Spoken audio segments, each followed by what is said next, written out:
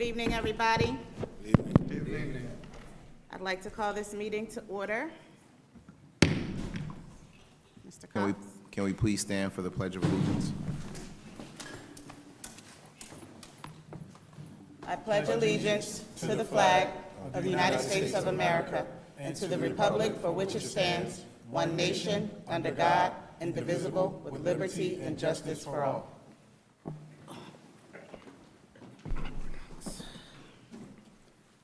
Call the roll. Commissioner President Wyatt. Present. Commissioner Vice President Webb. Present. Commissioner Andrews. Commissioner Andrews. Commissioner Gray. Commissioner Gray. Commissioner Dr. Harris. Commissioner Hembry. Commissioner Hembry. Commissioner Johnson. Present. Commissioner Malone. Here. Commissioner Smith. Commissioner Smith. Also present this evening, we have Mr. Rashawn K. Hassan, Superintendent of Schools, Mr. Cameron E. Cox, Chief Financial Officer, Board Secretary, Dr. Mark Williams, Chief of School Management, Dr. Elizabeth Filipatos, Chief of Student Services, Chief Carletta Jones, Chief of Human Resources, Chief Vashawn L. Hill, Chief of Marketing Communications, and Dr. Danielle Mastrogiovanni, Chief of Equity and School Improvement. Also joining us this evening, we have Mr. Ramon Rivera, Labor and Litigation Counsel. I'll now read the welcome. Welcome to the Business Meeting Board Retreat of the Plainfield Board of Education. Members hope that you'll find this meeting interesting and informative. We thank you for taking the time out to attend. Please be advised that this and all meetings of the board are open to the media and public consistent with the Open Public Meetings Act, and that the advance notice required therein has been provided to the Courier News and Tap into Plainfield on Monday, August 18th, 2025, to be advertised on Friday, August 22nd, 2025, and also provided to the Plainfield Public Schools District website, the Plainfield City Clerk, Police Department, and Plainfield Public Libraries for posting. Madam President, we have a quorum. Thank you, Mr. Cox. All right, welcome, everybody. Welcome. And thank you to the Plainfield Board of, thank you for being present at the Plainfield Board of Education's board retreat / board meeting for the month of August. I am President Wyatt, and I am here to share a few remarks before we begin our board retreat. We appreciate you being here, those in person and those online. It is with great excitement and intention that I welcome you to this year's board governance retreat. The theme for this retreat is purposeful collaboration and principled governance, which reflects the core of what we aim to achieve together as a team to grow, to learn, and to become the best board that we can be individually and collectively. I spent a great deal in time planning this retreat, taking into account my own experiences as a board member, along with the many conversations I've had with fellow commissioners, administrators, and stakeholders. The feedback has been invaluable, and it has fueled my commitment to creating a space where we can openly engage, strengthen our governance practices, and deepen our understanding of the critical role we play in shaping the future of Plainfield Public Schools. Our purpose here is not only to unify and empower ourselves as leaders, but also to foster an environment where we can learn both professionally and personally. We are here to challenge ourselves, grow together, and most importantly, work collaboratively with the administration to move this district forward. Our collective impact begins with the decisions we make, decisions that affect not only today's students, but generations to follow. This retreat has been designed to ensure that we leave here better equipped to lead with integrity, transparency, and accountability. These are the values that sustain great leadership, and they are essential in the work we do as decision makers. Together, we have the unique opportunity to set the tone for the future of education here in Plainfield, and an opportunity that I know we are all ready to embrace. Let us take this time to reflect, engage, and most importantly, to grow. By the end of this retreat, I am confident we will be even stronger as a board, unified in purpose, and equipped with the knowledge and tools to move this district forward with the kind of leadership that will leave a lasting impact. Thank you for your commitment to this work, to my fellow commissioners, and I look forward to an impactful retreat and the continued success of our work together. Commissioner Webb, would you like to read a welcome? Sure. First, thank you, everyone who took the time to be here this evening. It is with esteemed pleasure that I welcome you to the 2025 Plainfield Public Schools Board of Commissioners Retreat. Each retreat is unique in its participants and its focus, but one thing remains constant: our purpose. Our purpose always and will be to serve students and focus on sustainable educational achievement. To be successful in this mission, you must lean into purposeful collaboration. Collaboration rooted in mutual respect, positive engagement, and a shared commitment to excellence across our district and community. As I reflect on the retreat agenda, my hope is that each commissioner takes full advantage of the opportunities before us. Leadership brings many challenges, but it also offers us the invaluable gift of growth. The chance to engage in professional development as a team strengthens not only our individual capacity, but our collective ability to govern with purpose and vision. I am grateful for the expertise of our local, state, and national presenters who have joined us.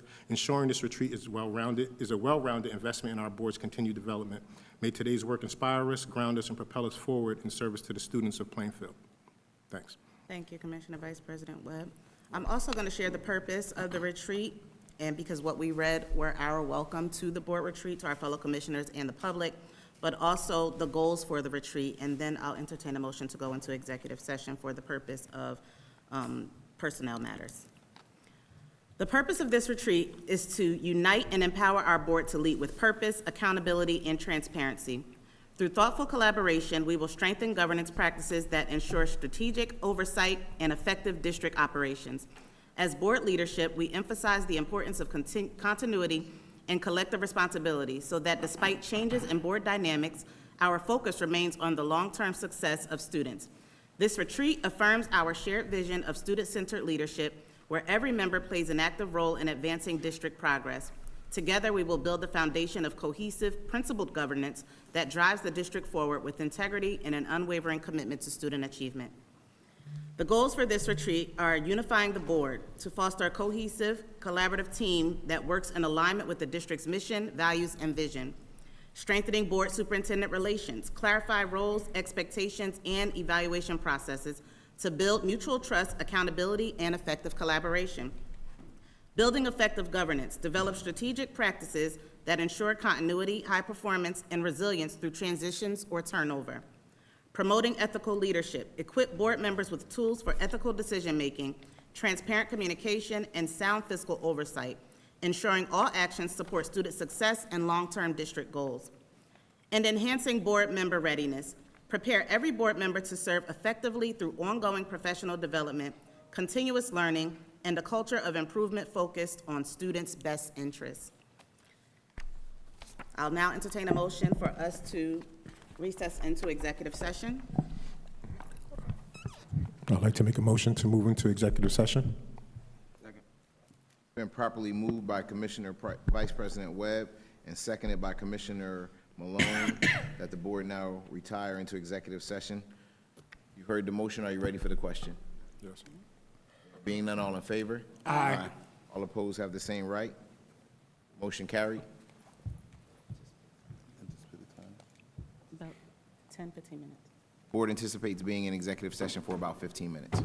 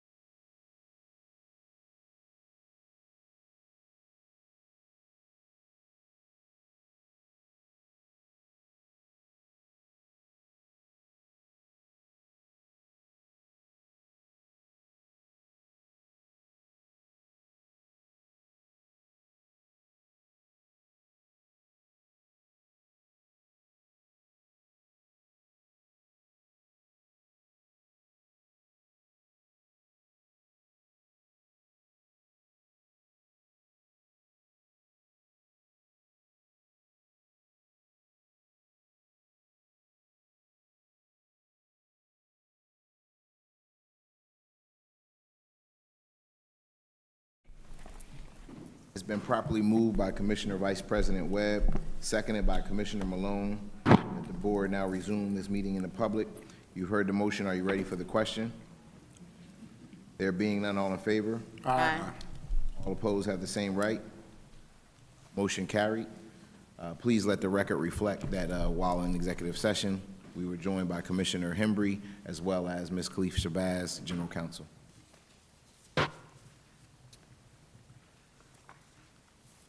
Dr. Waite, you have the floor.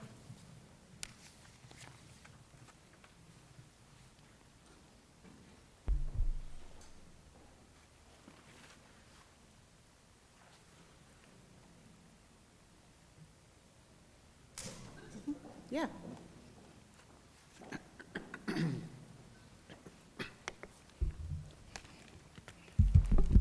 All right. Good evening, everybody. Good evening.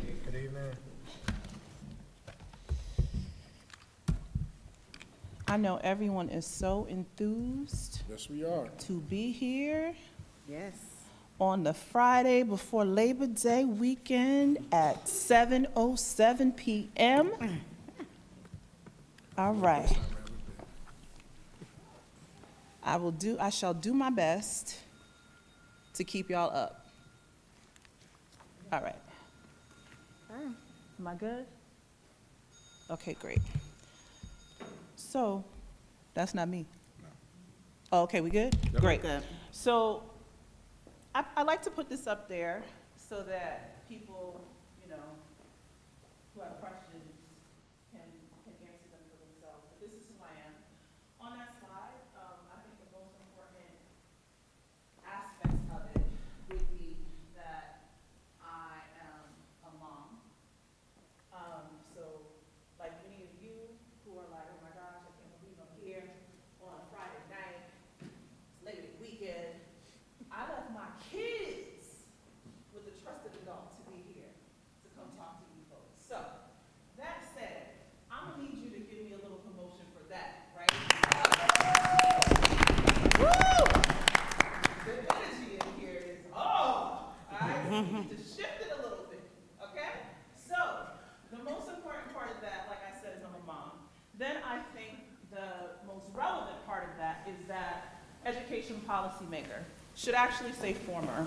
I think one of the bullets there tells you that I was a mayoral appointee to the panel for educational policy. So for those of you who don't know what that is, it is the school board or advisory panel for New York City Public Schools. Because when Bloomberg came in 2001, I want to say, 2001, he was able to successfully get the state to give him control of New York City Public Schools. And in its place, in lieu of the school board, he created this advisory panel where there were 9 mayoral appointees. And then some people would say it did, a lot of people would say it didn't. I can tell you that for my time there, I did my best to think about putting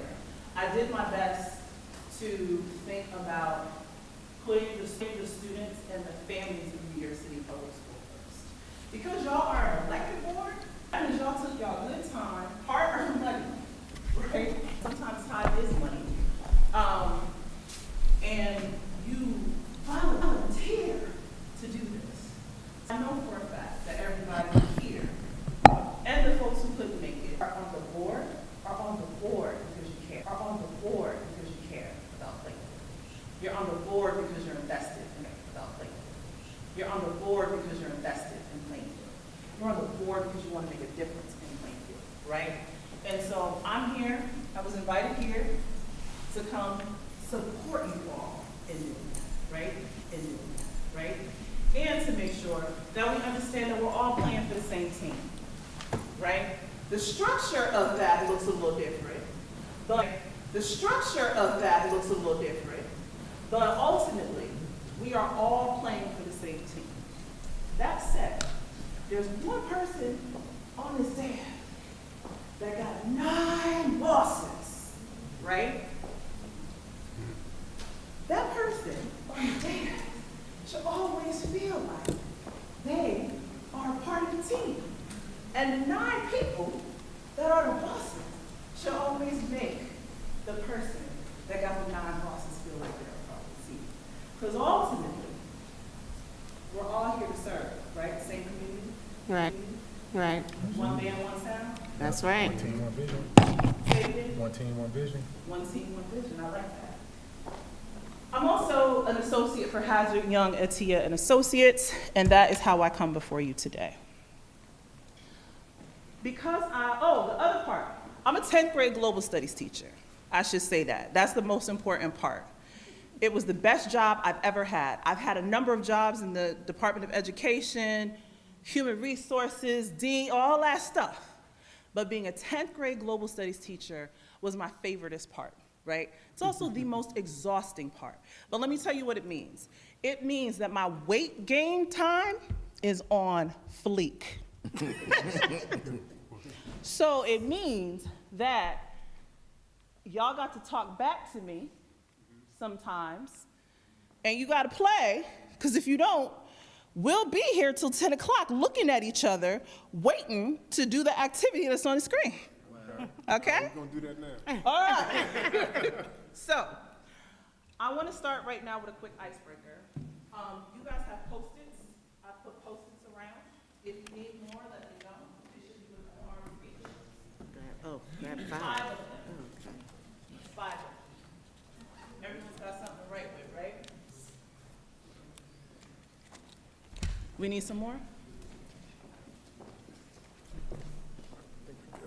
Should be okay. I got you. Thank you. I got you 5 right there. You have, okay. You got to play too. You have to day ass. Sorry. I got prep for my presentation tomorrow. It'll be quick, and then I'll do it. Okay. All right. Everyone got 5? Okay. So what I want you to do right now, and I'm going to do this too, is I would like for you to write down how you identify across these categories, and then wait for further instructions. But you can rest assured, Attorney Shabazz and the other attorney's last name? Rivera. I am not going to break Title IX and ask anybody to disclose any identity on this screen, okay? Okay. So if you'll do that right now. Can you repeat the instructions? I didn't hear you. Yes, I would like you to write down how you identify across each of those categories.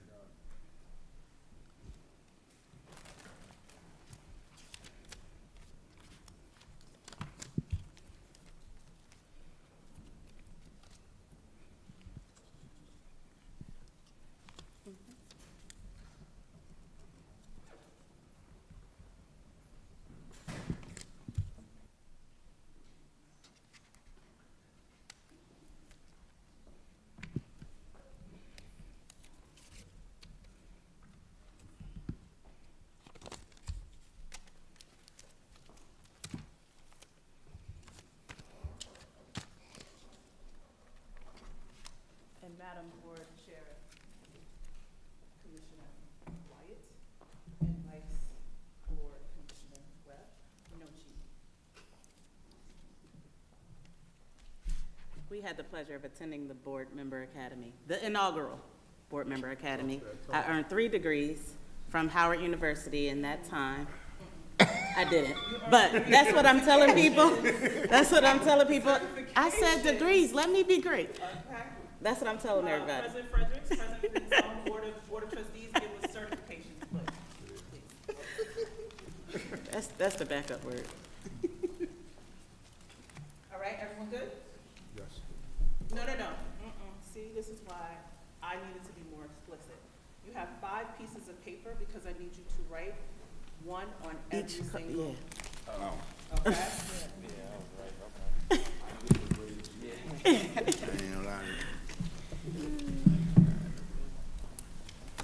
Thank you.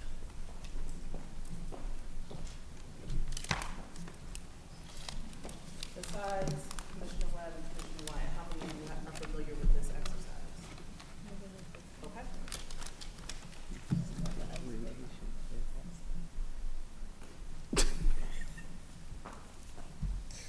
Okay.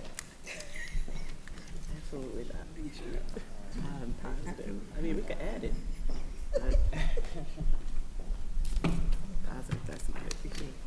Okay, while it looks like folks are done writing down on 5 individual pieces of paper, just to give the context behind this, this exercise is called peeling the onion.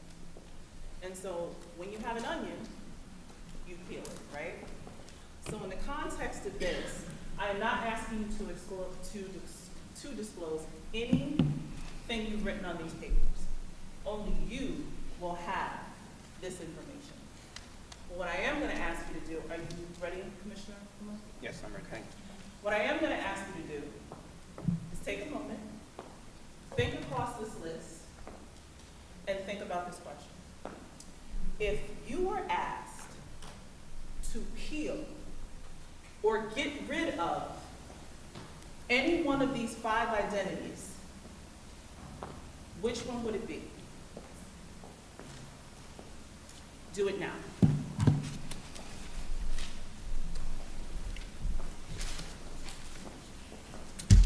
Move it to the side, crumble it up, put an X through it, whatever you're gonna do. You got the plate too, sir? Okay.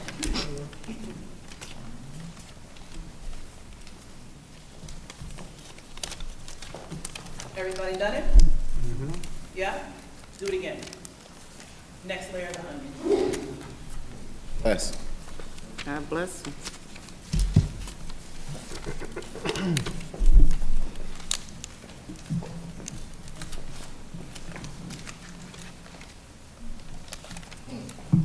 Yeah, that part. That part. You good? You about to start sweating now. It's tight, right? I think the two gentlemen to my left are struggling a little bit. Okay.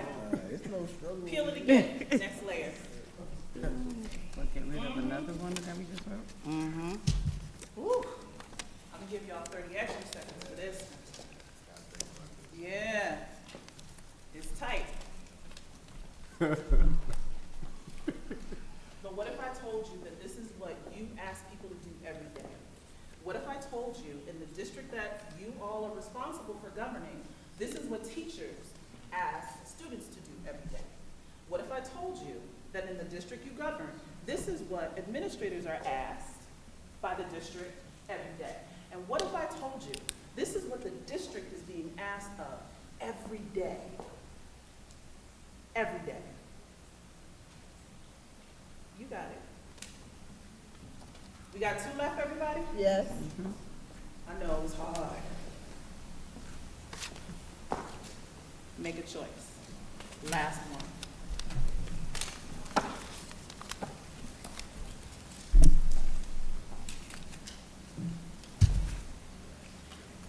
I know, ma'am. I know, Commissioner, Mrs. Hembry. I see how you looking at me, ma'am. Everyone have one? Yep. Everyone left with one. I'm not going to ask you which one of these you are left with, but I am going to ask you if the identity in your hand is one you feel real strong about, right? It is. Yes. Okay.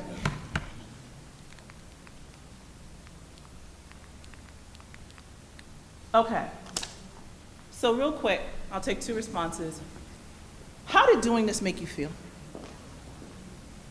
I'm anxious to Uncomfortable. know how you feel, Commissioner Johnson. Question a lot. Huh? It made me question a lot.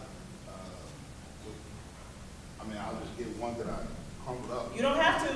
I don't have to, I'm just saying, one Okay. I crumbled up was my immigration status.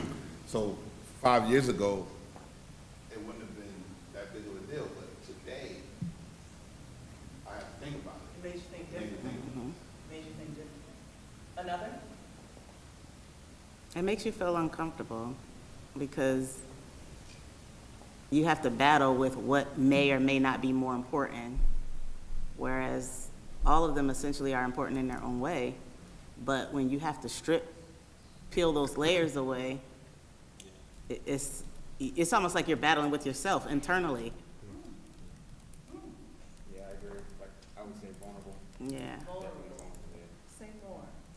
What does it feel like to be vulnerable? I mean,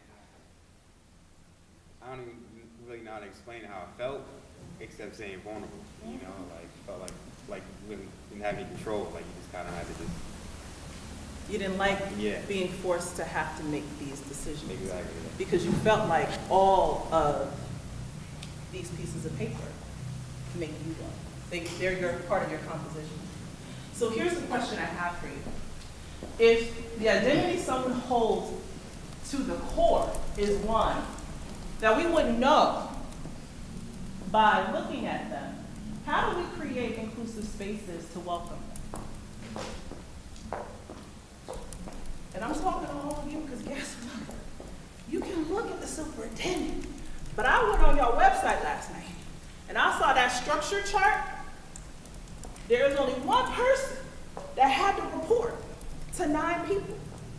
Because the 9 people is because I have a feeling that everybody looks at Superintendent Hassan like, ta-da! Whatever happens, he did it. But guess what the community sees? We know. You, and 1, 2, 3. You look like you were gonna say something, Superintendent. Yes, I will. So, as I got to my one, I went into more of a state of reflection, and my point of reflection, me asking myself internally, this one that's so important to me, do the people around me see me show up in that way? Like if you ask somebody else in this room, would they say, all right, that's the thing that Rashawn selected, and that's a wonder for me. The second, as you talked about various members of our organization having to peel away layers of themselves, I felt a bit relieved because this is something that we talk about a lot in the organization, but it's not always fully embraced. You know what I mean by that is, there's some things you can say to individuals, you can tell them that this environment is open, it's welcoming, but to a certain extent, it's only as welcoming as you allow it to be for you, which I think sometimes can be a struggle. And I know there's things that we have to do to make sure we meet our team members halfway, we have to be intentional, but I wonder about that trust sometimes and the baggage sometimes that our team members have from their trauma, and whether they truly know and understand that we don't want you to peel away the onion or the layers of yourself, because that's what makes you you, and that's what makes the district a great district that it is. Well, I think what you're getting at is what I'm about to ask you. Because here's the deal. In this instance, it's race. But let's replace race and disability. Let's put in whatever your last thing was. If the thing that's on your paper is what's most important to you, how do people know? And is that the lens through which you see and govern? Is that the lens through which you are able to connect with people? Is that the lens through which you're able to hear? Because if it is, because if Dr. Harris's most important thing was immigration status, right? And if Mr. Cox's most important thing was gender, y'all could be talking about the same topic, having completely different conversations. Because your perspectives are totally different. There are some people who prefer to draw. There are some people who prefer to draw on, my youngest, she loves to sketch. Give her some colored pencils and a book, she'll go to town. My eldest, how you doing? Hi. My eldest, she would prefer to get on a computer and create all of these different types of things, right? Using technology. There are some people who like to listen to audiobooks. They can read 14 audiobooks a month. I'm somebody who likes paper books. I gotta hold it, I gotta feel it, I gotta read it, I like to highlight it, I like all of those things. We are both reading, but we have different preferences. We both having the opportunity to consume the same information, but we might be hearing different things. And here's the question, the biggest question, and possibly the bigger question for you as a board. How do you know when y'all are engaging in discussions that y'all even talking in a way, or communicating in a way, that your colleagues can hear you? You don't know unless you take the time. I think that's very difficult. And in our leadership roles, we have to try to find a way, which is very important for this retreat, so you're doing awesome. But as leaders, we have to find a way to work in a collaborative way where we can understand each other. If we can't first understand each other and our varying personalities, then it's gonna be hard for us to work as a team, because what I may perceive as me being very welcoming, and I'm speaking for myself, could be perceived as one of my fellow commissioners as not being so welcoming. And so, but if they don't understand who I am or what's important to me or my values, and I don't understand why they may perceive it that way, it's gonna be difficult until we try more to understand each other. But that comes with spending more time together, and that comes with communication, and that comes with building and trust and making sure that we continue to come together in environments like this where we're learning and growing together. Because we can do our individual work, I feel like, but there's so much of that we can do because we're still a team and we have to operate as such. No one member of this board can move forward as an individual. So it's good to work on yourself, but we have to work on our collective efforts as a board and our governance as a board. So I think that's difficult, and I think that this is a good start, and we've done some group work, prior to now, of course, but I think that peeling back some of those layers, to Mr. Hassan's point, you don't really want to peel back all of your layers, because that can get a little, that can get a little crazy, but you do want to reveal a little bit, you want to be a little more of yourself and share a little more of you with your fellow colleagues in order for you to work better together. Yeah, so, and to continue with Hane's point, something I do to try to make connection and resonate with commissioners is I try to share what my thoughts are ahead of time. I try to be proactive and give a perspective that I have, both a personal perspective and then somewhat objective. And I do that so at least they know the common place that I might be coming from, to see if they connect to that or not, or then that offers them an opportunity to offer contrast in a safe way. It's letting them know I'm not argumentative. I say that, and it's like I'm looking to get some feedback and get a general understanding, but also see what you feel. So more or less, be more transparent, I guess, about what I'm thinking, how I'm feeling on something, but welcome that same vulnerability, I guess. And I would offer that a good way to situate that is for folks to just be upfront about how they like to receive information. Yeah. And the ways in which they like to communicate and the ways in which they like to be communicated with. Because I know I don't read minds, right? But I do know that if there is a vote coming up, I got 25 things from the job that pays the bills, okay? And we got this policy coming up that the deck is, the policy itself, right, the regulation itself, is 200 pages, right? And you reached out to me asking me a question, and I don't know if this is a real thing, because I'm seeing some of your faces, I'm making this up as I go along, okay? You're good. And you're asking me what my thoughts are, my thoughts are, I haven't had an opportunity to read it yet. My thoughts are, what do you think? My thoughts are, what's really important? How is this gonna change? My thoughts are, has anybody reached out to you about it from the community? Have you heard anything from the community? What's the pushback? Who's served by this? Who could be harmed by this, right? Those are all things in which you guys can discuss. Only if, though, you know that that's how people like to be communicated with, right? And so that's what we're here to work on. We're here to hit these goals, have these conversations, and hopefully move it along. Thank you. So I'm gonna ask you guys this prompt. In that red folder, there is a document that looks like this. This is participant workbook. You don't have to write in this. If you prefer to write on a piece of paper or you prefer to type up notes, because you like Google Docs, you like to be able to go back, do it, whatever feels right for you. But I wanted you to be able to have something to write on if you're like me and you like putting pen to paper. This is a reflection prompt. Now, this is the important part. With the current composition of the board as your reference point. So with this board, with the 9 members of this board,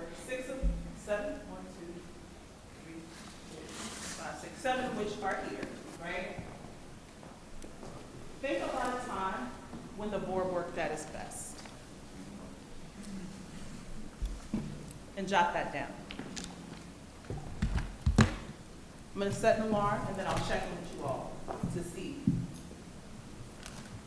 if you need more time.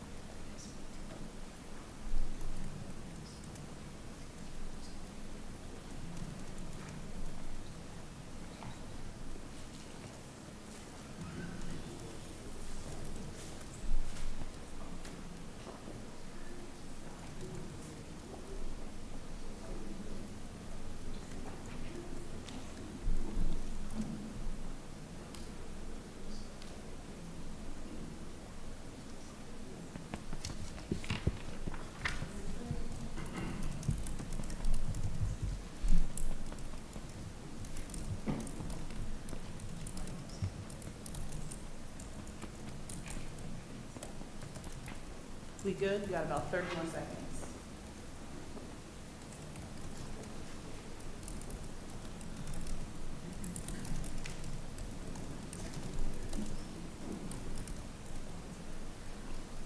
And it can just be bullet points.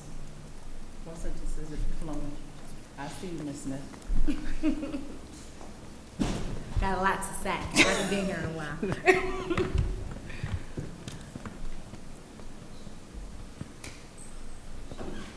Okay. Now I'd like you to jot down your thoughts about what made collaboration at that time effective.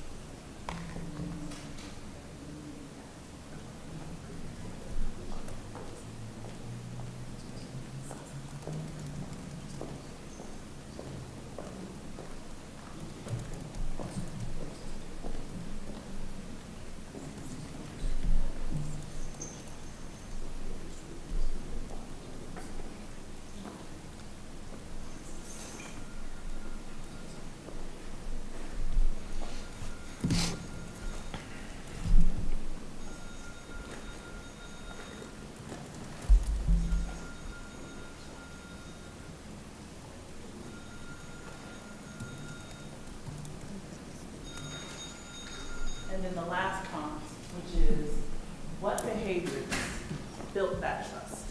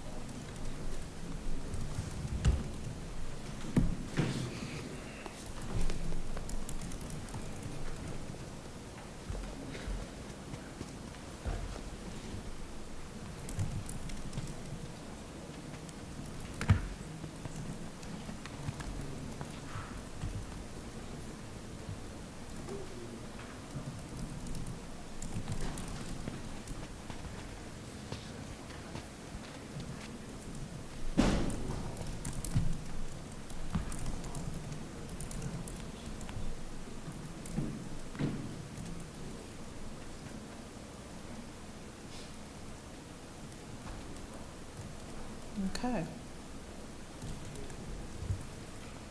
Looks like we're deep in thought and reflective. I'm gonna ask us to come back together in about 20 seconds.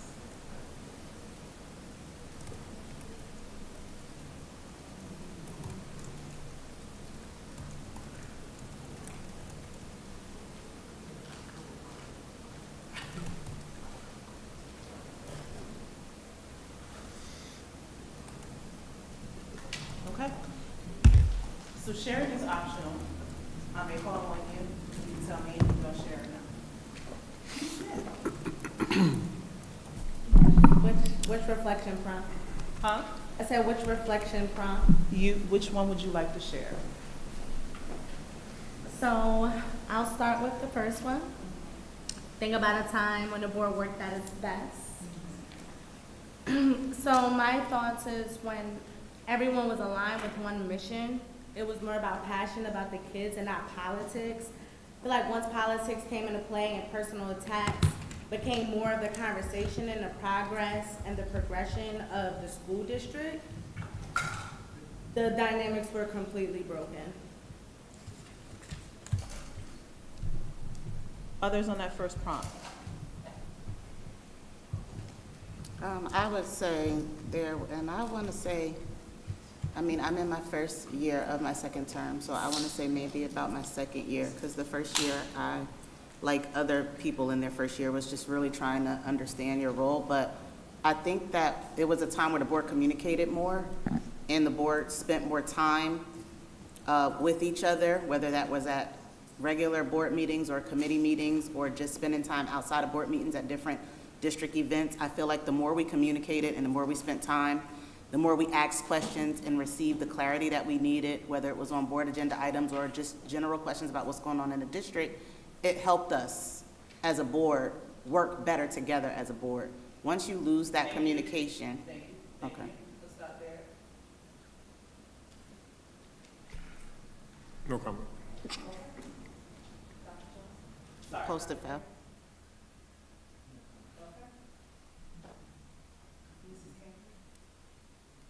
My first year on the board, it was a lack of respect. We couldn't get anything done. No respect, no trust. It was a That's the mess. next activity we're gonna do. For this one, I want to know. No, I'm telling you, Uh-huh. this is the time the board worked at its best. Mhm. When everyone had respect for each other, respect for themselves. And trust. But respect comes first before trust. Commissioner Malone? I don't hear you. You said no comment? I'm going no comment. You said no comment? Okay. Commissioner Johnson? No comment? Mr. Visson?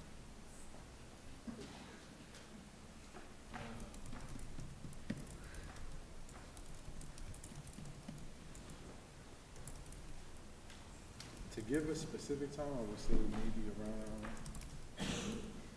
for me, ideally, shift started to occur closing out the 23-24 school year, but I think it became noticeable in the early parts of the 24-25 school year, that period of time. That period of time. Was when it was, but what specifically about it? Was it any of these things that you heard?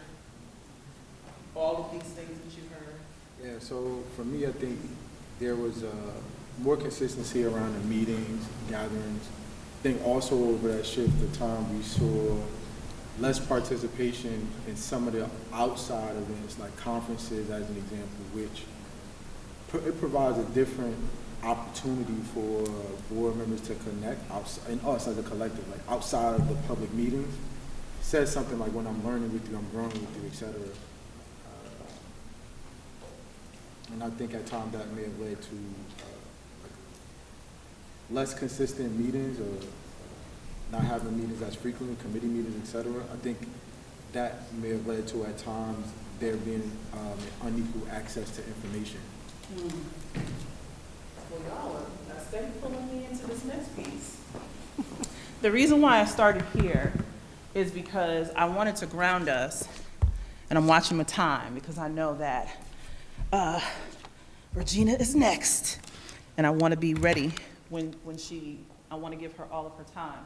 But I wanted to ground us in thinking about that, because ultimately what I'm going to ask us to get to at some point this weekend is thinking about the ways in which we can achieve the goals that I've heard you all talk about: increasing respect, increasing trust, and increasing collaboration, increasing consistency. And I feel like it does all start with being able to communicate with each other. But you do have to have trust, right? And in order for me to trust you, I gotta feel like you respect me to do that. Because it doesn't matter if you're saying great things to me, right?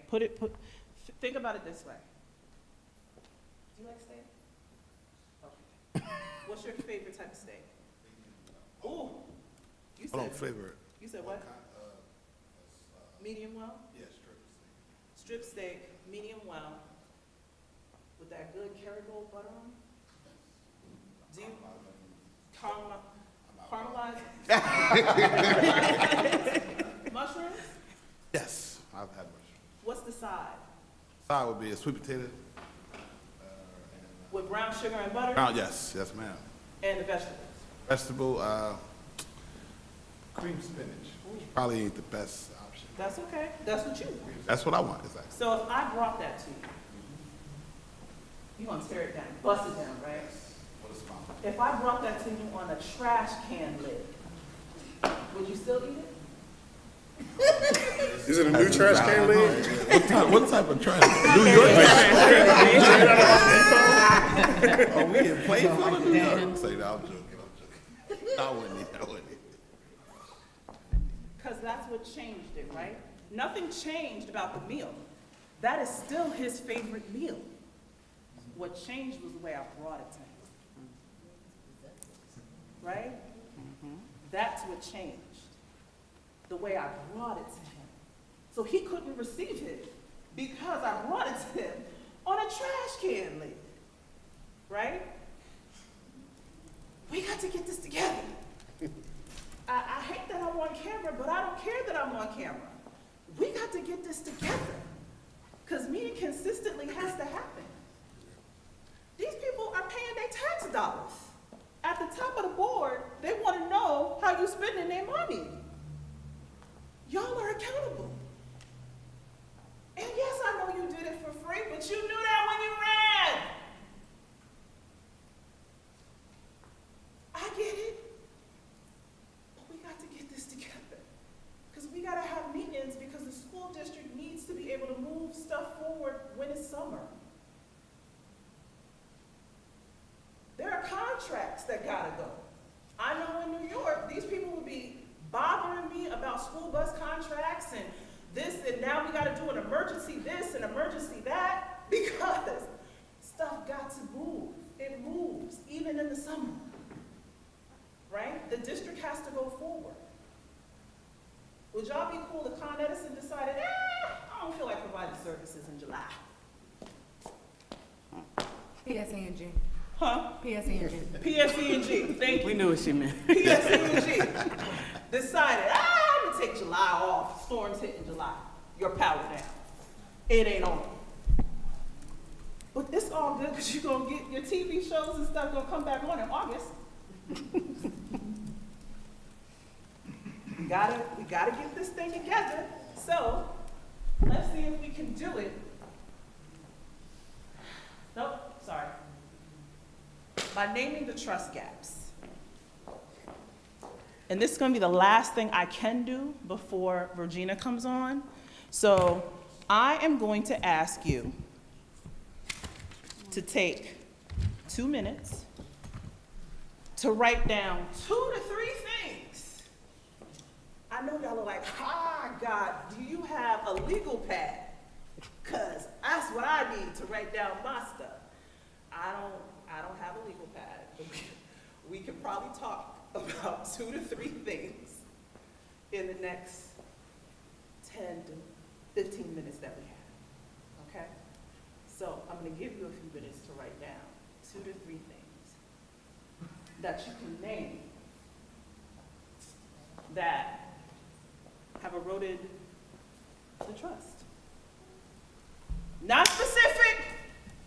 I don't want to hear that Mr. Cox took your Canada Dry at the board meeting That's a serious in offense. February. That is a That's serious not what I offense. want to hear. That is a very serious Okay. offense. Round concepts and no shots. No shots.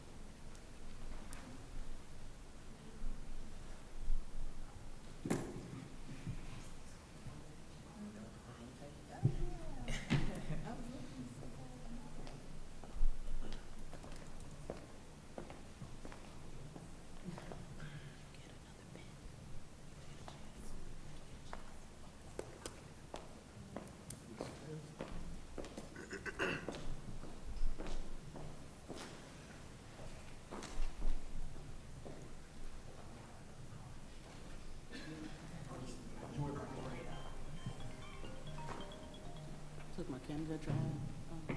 I knew you was gonna say something about that Canada.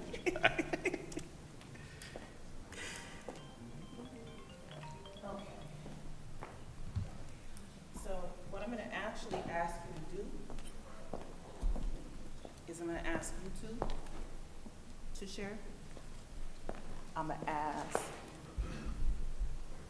the 3 of you to share. And I'm gonna ask you to share.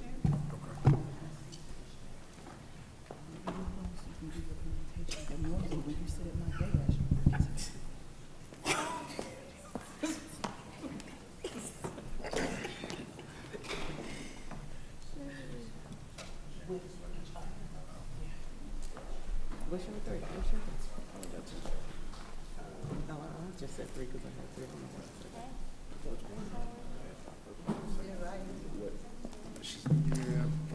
I'm supposed to give it to you. Built trust. For the purposes of this, I want y'all to talk about the road trust. Whatever you can. Oh, then good, because this is my, Huh? I went straight to the second. So should we talk on the mic, or, I mean, just talk? Recorded anyway. They can hear it.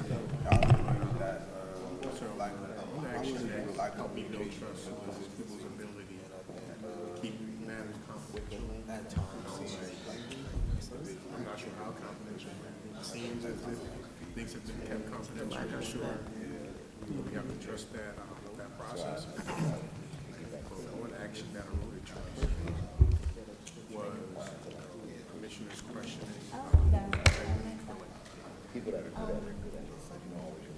Notion that we need to hold each other accountable. Not something I really feel. Or I think having mutual respect.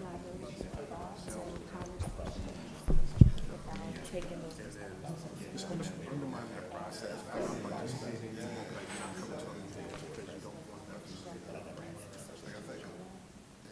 take action, so to speak, maybe a protest or something like that. Make it like quid pro quo. Those things necessary was like, people want my participation where it's like, what am I going to do? Yeah, I think overall, So, yeah, like, that's the the those lack of actions that I communication think is like the driving force in everything, because if the communication is not there, no matter who, it could be me to the board, it could be Mr. to the board, or to me, it could be to you, or to my family. But if there is a lack of communication in general, then that starts to erode the trust no matter where it's coming from. No matter where it's coming from. And then, exactly what you said, like at times,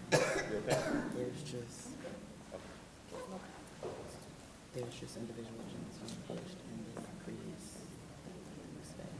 Individuals, though, I think it's a collective. And then just the inconsistency.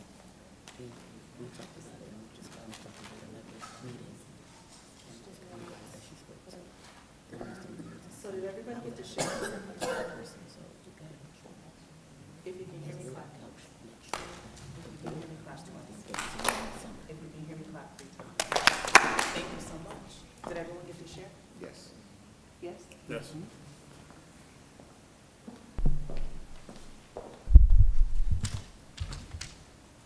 Would each group be willing to name a couple of 1 or 2 items that came up during your conversation?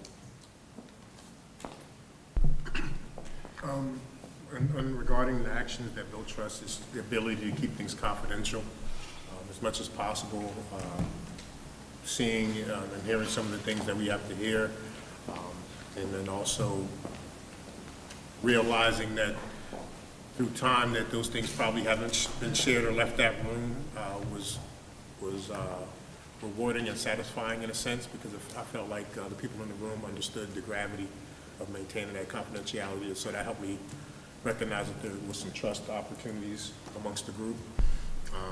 Actions that eroded trust, though, were the questioning of people's integrity in public forums, or just outright for political gain, and just undermining the process by not participating, maybe in meetings and things like that. I think that was something that helped erode trust somewhat. Thank you. So lack of communication, we focused on one dynamic or behavior that eroded trust. So lack of communication, we agree that that's across the board in many different variations. And then lack of respect, speaking to Commissioner Webb's point regarding not the board as a collective, because I think generally we can all agree that we're respectful, but sometimes there are individual agendas being pushed, and that causes disrespect in certain instances.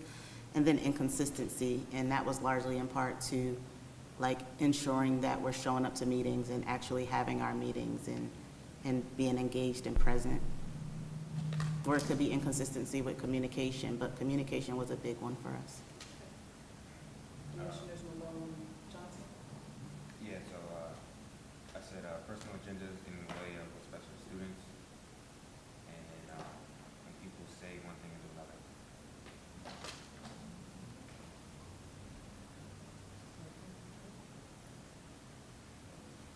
You already did this one. I can start with one action that eroded trust. Disruptive use of social media, making a public spectacle out of the board and board decisions. I feel like not only did it erode trust amongst the board, it also eroded trust amongst the board and the community, the public. Yes, absolutely. I'm going to add the one that builds trust, leaning in with the lens that seeks understanding and not being defensive.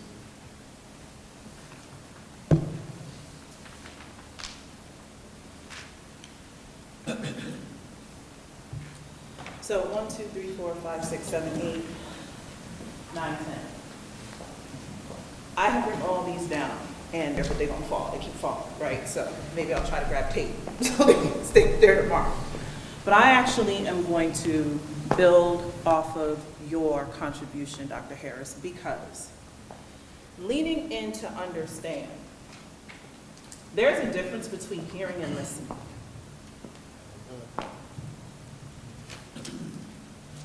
I might hear you speak, right? In the words of now I'm gonna age myself, because this is circa, when was Friday? 95, When? 1995. 1995. Smokey, Oh, yeah. Chris Tucker. Do you hear the words coming out of my mouth? You may hear the words coming out of my mouth, but are you listening to me? Right?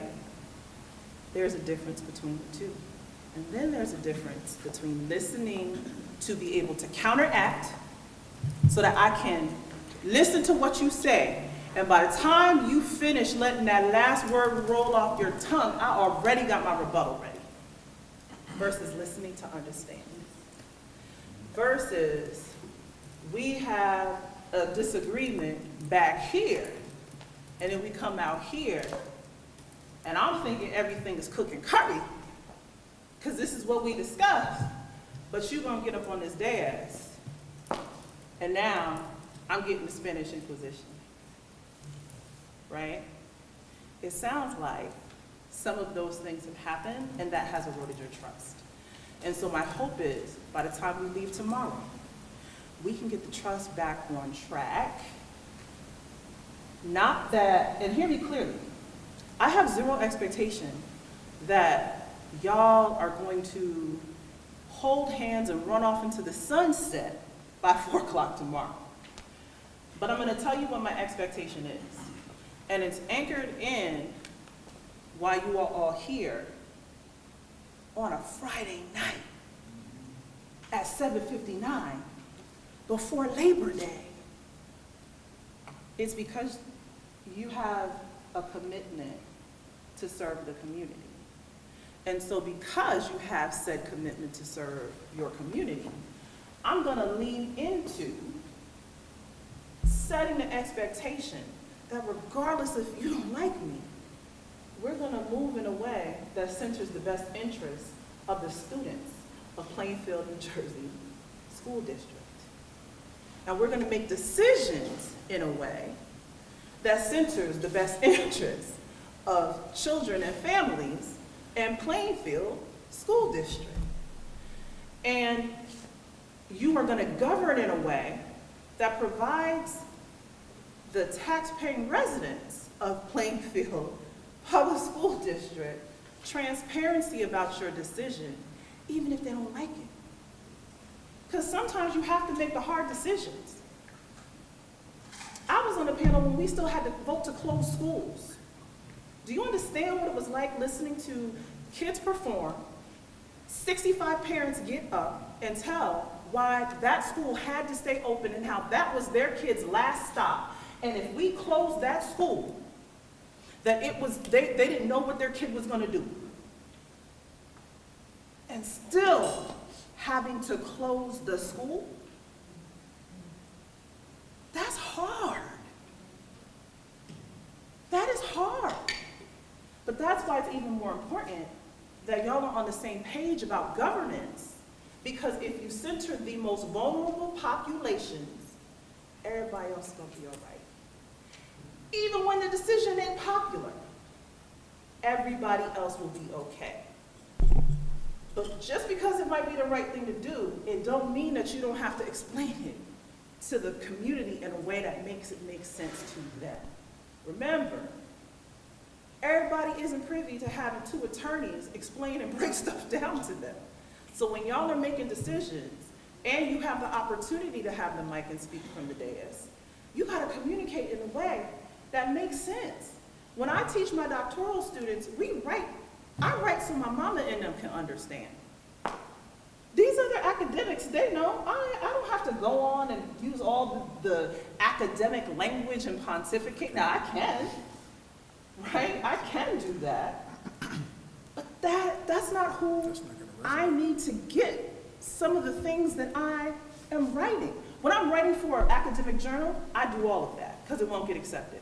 When I'm writing for Ed Week, I write like I'm talking to my mama.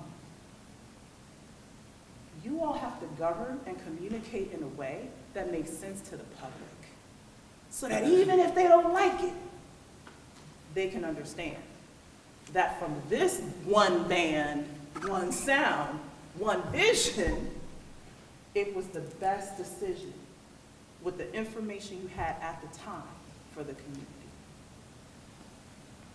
So my hope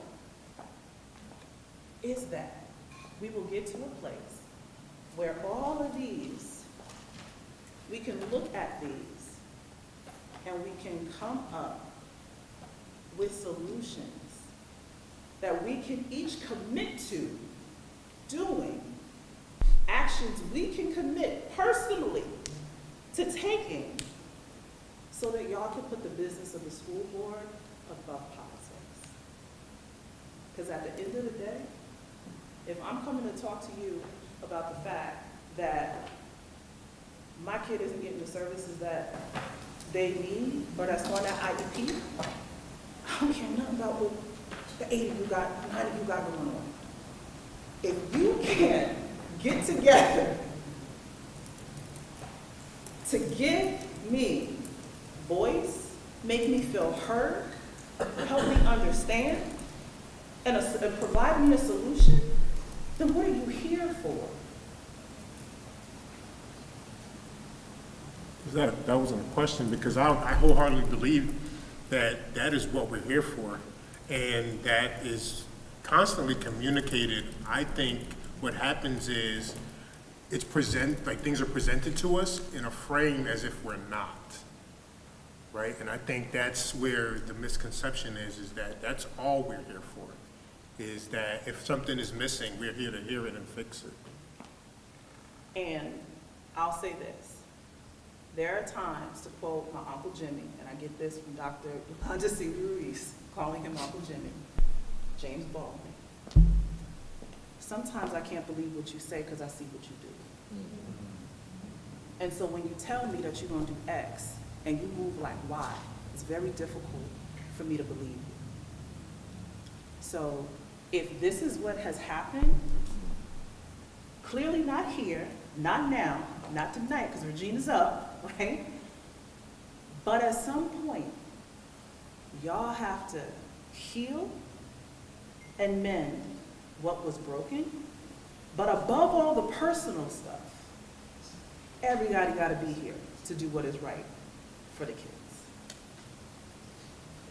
So that concludes this section of my sessions, and Regina is up.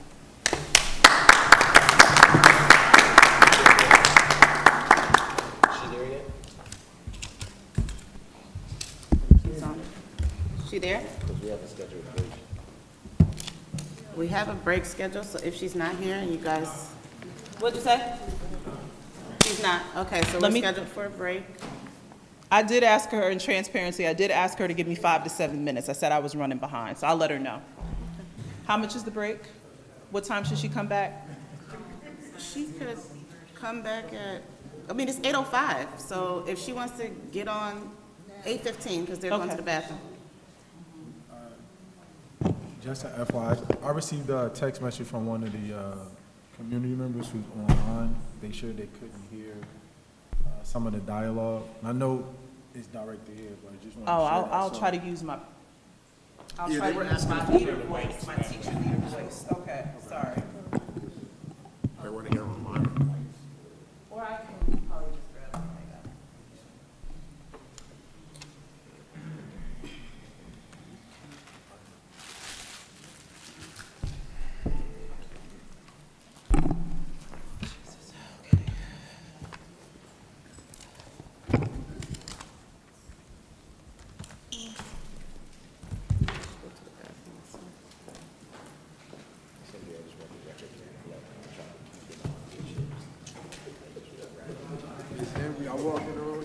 passing them out. Like, you get some chips, you get some chips, you get some chips.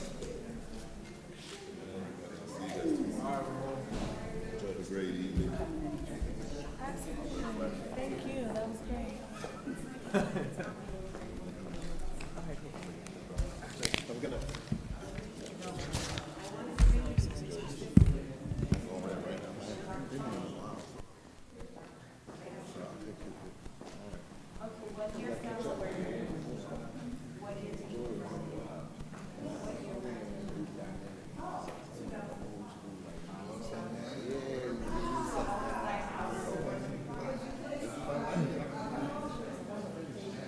Hi. So good to see you. Everything's good. He's good. He's good. Yeah, get ready for that. And the postman story on foundation. I can't say he ain't even resting. Like, don't get me started. That's how bad. That's how much I can't even. Yeah, I've been checked out, Miss Henry, but I'm checking back in. I like this though. This is something I want. Got it? We're gonna be talking now. I'm gonna come help you knock on some doors. I got you. Got my word. No, look. I'm doing.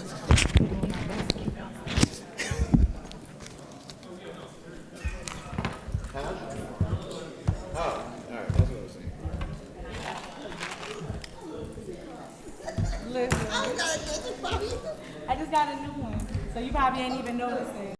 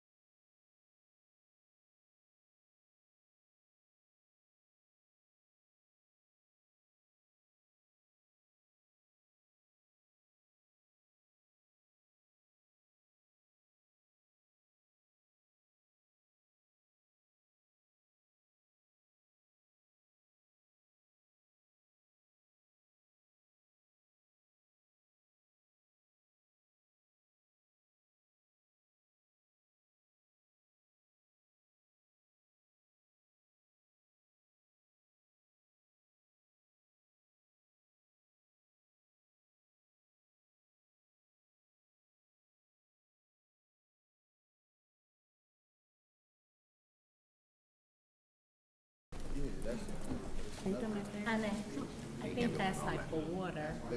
I had water in there, but I just drank it all. So now I'm putting my ginger ale in there since Candy's still. You flew coach. I ain't wanna see You little, you going in there.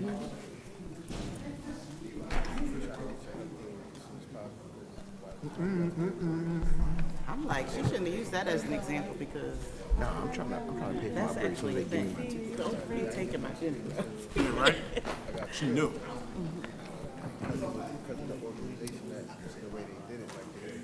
You would think she actually did know. Where they at? They ain't? All right, we got it.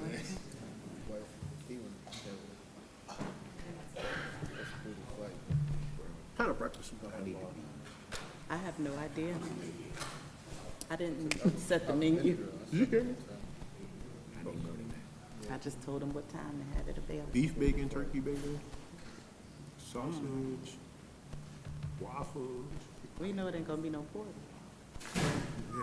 Yeah, that's true.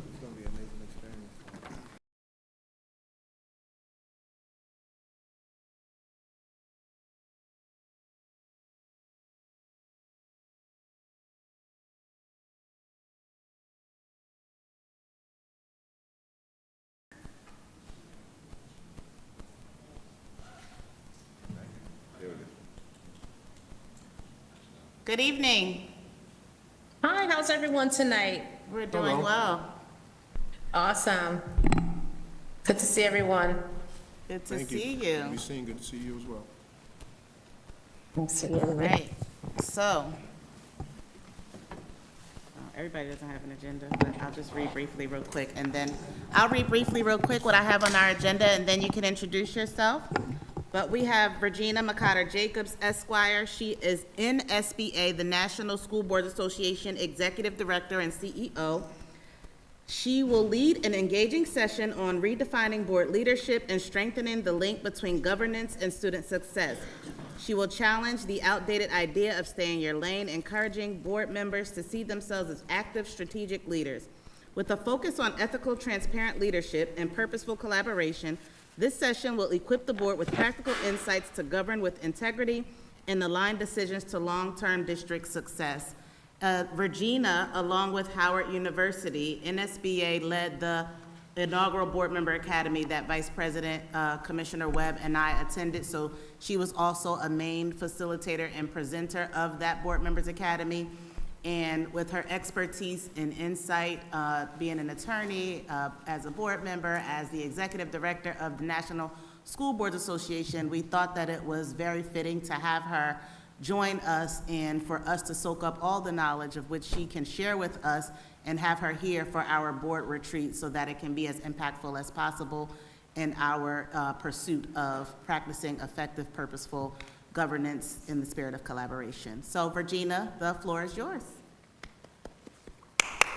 Awesome. Thank you so much, Madam Chair. I will just say at the outset that since I've been in this role as CEO, I don't get to do these as often, so I really appreciate the opportunity and honor to be before you guys tonight. So why don't we jump right in? We have a limited amount of time. I want to make sure that I leave some space for questions, comments, concerns that you might have. But as you're perhaps, we have a PowerPoint together, and as you're loading that, I would say that, you know, I'm sure you've had an opportunity maybe see my background, but, you know, having served 10 years myself as a school board member and then legally representing families and education in the education space, again, I'm delighted to be able to do this work with you and look forward to an opportunity to continue down this path with Plainfield. So why don't we jump right in? I will start with sort of the intro around sort of defying sort of in a way this stay in your lane conversation that we often hear from boards. Certainly there is a role for boards and a role for the superintendent that is very clearly defined in some ways and not so clearly defined in others. Since I've been at NSBA, I really wanted us to take the approach that is less about board members staying in their lane and more about what is their lane and how they best serve students in their districts. So who's gonna do the presentation, or are we uploading it? I wanted to also acknowledge Valerie Cardy, who is here in the setting from NSBA, and she is, she does everything at NSBA, so she takes the opportunity as well to support our members in our local district, so feel free to always reach out to her as well.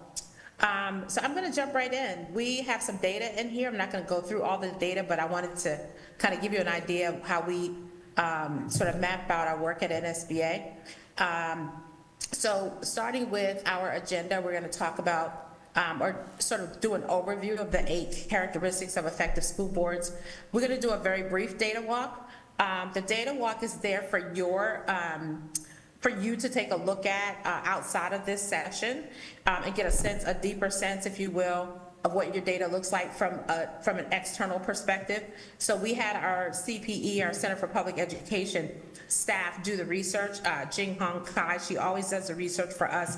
Anytime we go into any district or state, we make sure we talk about what's unique to your state and or your district, so that you have a real picture of what's happening. We want to develop an understanding of the key work of school boards. Again, there are several components to that. We're going to focus a little bit on accountability, but essentially the board's work is vision, accountability, policy, community leadership, and board superintendent relationships. And so we won't cover all of that in 1 hour, but I wanted to give you an overview of how we, again, do our work at NSBA in the hopes of supporting you as a local board.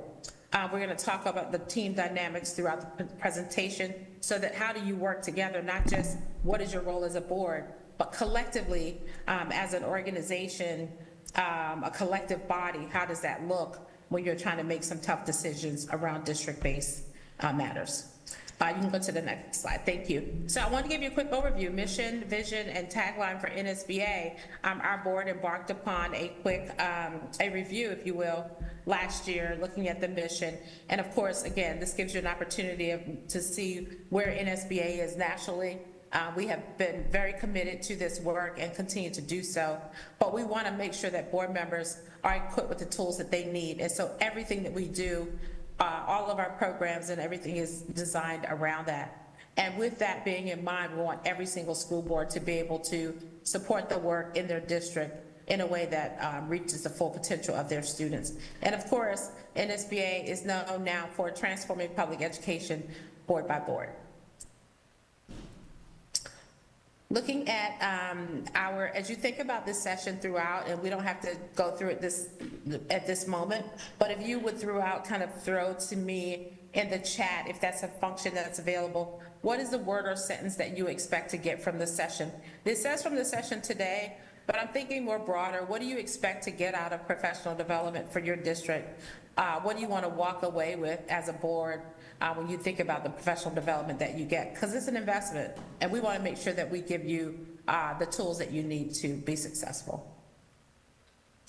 And so who is Plainfield? We took an opportunity to take a look at your district. Of course, you know, we're always looking and who they are and what you present and how we can best serve you. So we want to take a quick look at that.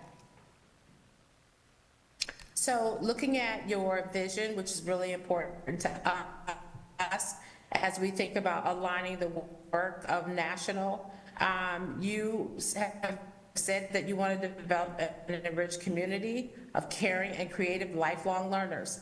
And so what does that look like for the board in partnership with your community? How are you held accountable for a safe, inclusive, and nurturing learning environment for all students? And so one of the questions that I would ask you and challenge you is, does all really mean all in your district? You know, oftentimes we say each, so that we're clear that we're not missing any one student. And so if you say all, you have to be prepared to define and identify that all really means all in Plainfield Public Schools. Next slide. Your strategic priorities. I'm assuming and hope very much that the board is clear about that. But as we were thinking about this presentation, it was important for me to understand what your priorities are. And you have these 4 categories around climate and culture, teaching and learning, finance, which is one of the key components that we're going to talk about, and then community engagement and communications. In looking at your student demographics, just say from the methodology that's still used by the federal government and in Department of Education, rests in terms of how we collect data, but may not necessarily be what we consider to be the best way to describe some of our students and our families. We always consider our students and families, without regard to their background, that they come to us as an asset, not as problems to solve. So I want to say that from the outset. But essentially, you have a district that is a district of children of color, economically challenged in many ways. And so that usually in and of itself bring some challenges to the ability to educate these children, and their families may have some challenges that also contribute to the difficulty. Looking at, and so how does that play into what we do at NSBA? So we have 4 main drivers of educational excellence. We also call them educational equity.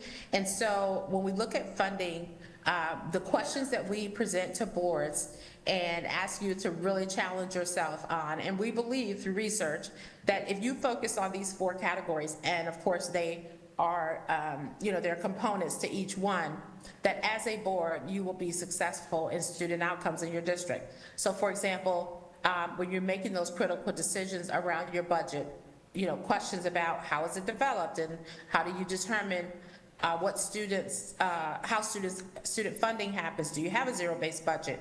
Do you have a needs-based budget? What does it look like? If you know that literature, if you know that reading is a difficulty in your district and your superintendent presents a budget that doesn't address that, how does the board make those tough decisions about approving a budget process?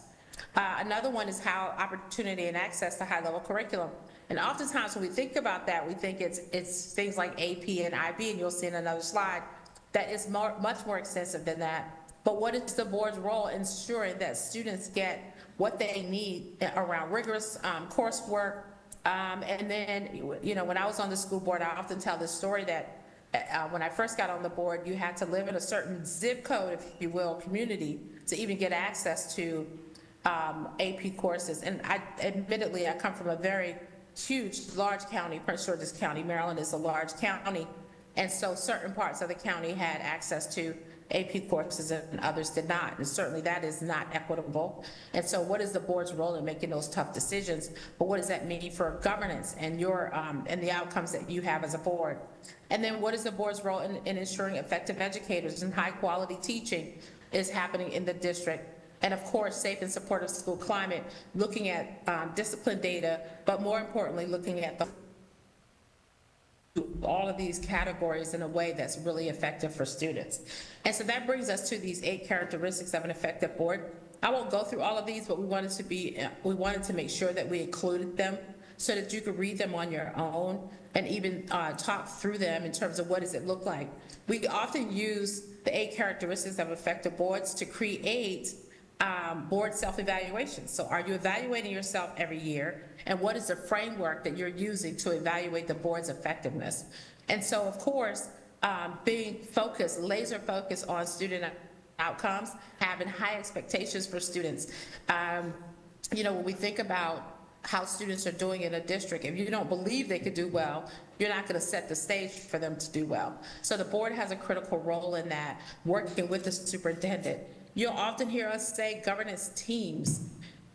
We don't have a framework where we say the board is in one area and the superintendent is in another. We talk about governance teams and making those critical decisions. But the board must hold the district accountable. The board's job is to hold the system accountable for outcomes. And so oftentimes you find yourself, in the mantra of wanting to get along with the superintendent and team. That's really critically important, that board superintendent relationships matter. But what matters most is holding the system accountable. And there are ways to hold the system accountable as a board that is not contentious, has a framework in place where you're automatically going to get responses back to certain questions. You're going to automatically get reactions to how the system is doing. And when it's naturally in your board agenda, it makes it easier for the board to hold the system accountable and for the superintendent to know what the expectations are. So effective boards are really laser focused on that work and make sure that systems are in place in the district to ensure that you're getting reports on personnel issues, you're getting reports regularly on how the transportation is doing, you're getting regular reports on outcomes around testing and things like that. And so you build it into your agenda throughout the year, and that way the superintendent knows expectations and you as a board knows what's coming to you to say, and I would call it a data dashboard, for example, in terms of how the district is doing. So these are a good way to sort of challenge yourself and evaluate yourself on whether or not the board is effective. Let's talk a little bit about funding. So as we think about the impact, critical impact of funding in the district, it's one of those areas, it is the area that determines much of the outcomes, and where, people often say that where you put your money is a policy statement. You can go to the next slide. Where you dedicate funding tells a lot about what you care about. And so as you think about that as a district and as a board, that is going to be critical. And so how you get to the final approval, if you will, of your budget is also very important. So some indication says that it is a clear indicator of equity in districts. So I think that's probably self-explanatory, but when you think about it, if you have a district of a school building of 400 students, and you just say, okay, well, therefore you get X number of teachers, is that really the board focusing on how funding is happening in the district? Is it by formula or is it by needs of students? And so thinking about where most funding comes from in this country, it's usually coming from state and local dollars. Of course, some of us get funding from our federal government as well, but the large share comes from state and local funding.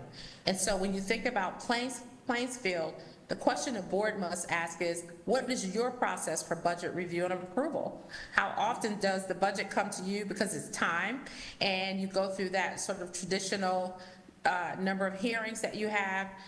Some districts, I know when I was on the board, the superintendent had community-based hearings and comment time, and then the board did too before we approved the budget.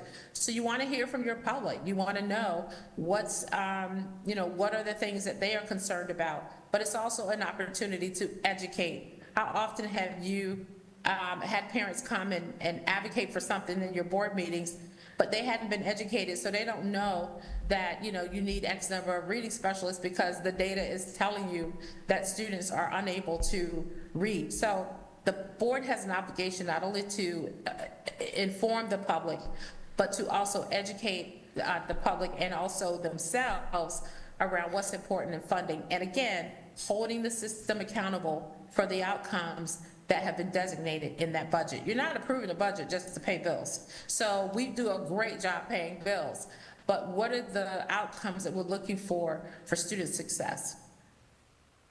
Next slide. And so when we think about the intentional allocation of resources, that's what I'm getting to when I say it's very different than a formula-based budget. Intentional allocation simply says that the board will ensure that the data drives the approval of the budget. And so again, keep in mind that we're talking about accountability. And how does the board work together? How are you collectively, you've heard of the forming, storming, and performing sort of outcomes. How is the board, as you and your colleagues, working together to ensure that the budget and funding are at the levels that they should be? If you get data, when you get your achievement data back and then it's time to vote on the budget and it does not match with the achievement data, then I would venture to say that the board is not meeting its fiduciary duty, and we'll go back to those 8 characteristics to determine whether or not the board is effective. And then, of course, here's some data about the increase of funding and the impact that it has on student earning capabilities.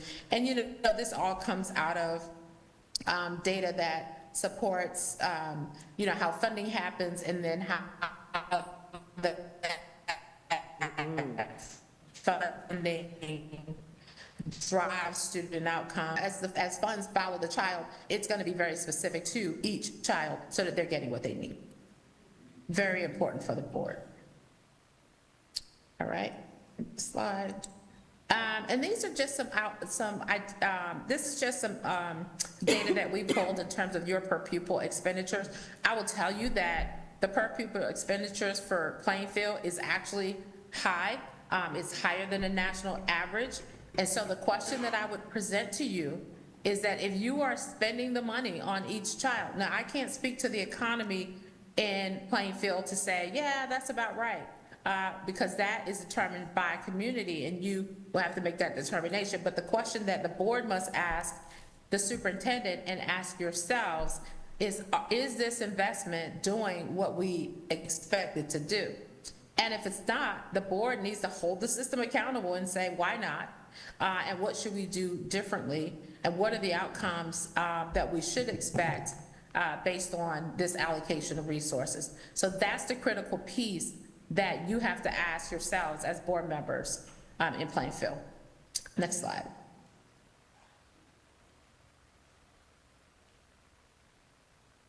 And so as we think about your, again, your district expenditures, New Jersey's average and your average are about the same. For the state, as I said, you're a little higher than the national average. But again, the question that the board must ask is, do we see the return on our investment? And that should be a very critical question for you. Don't let up on that. That's a very critical question. Are we getting the return on the investment?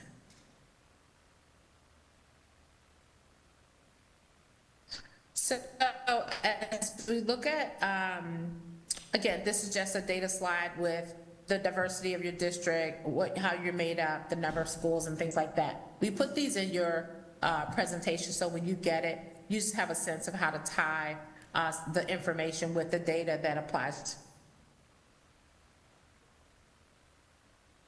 So the next area we want to talk about pretty quickly is teacher quality. And we always see that as highly qualified teachers. And why is that important? And why does the board care? This is one of the critical areas where people are like, boards they're not in the classroom. So, you know, it's not a big deal. It is a big deal because you're responsible for ensuring that highly qualified teachers are in your district and that the most qualified teachers are standing in front of your students. And so we know that in districts where there's high poverty and unfortunately where students of color are more likely there, that we get the least qualified educators. And that's across the board. It's not just in some districts, it's across the country. And so that is one of the areas that NSBA has decided, even though it's not a quote federal issue, it has been on our priorities list to talk about teacher quality, teacher shortage, those kinds of things, so that we're more helpful, if you will, either through research or advocacy to support districts in this conversation. So, for example, looking at your student-teacher ratio, it says 16:1.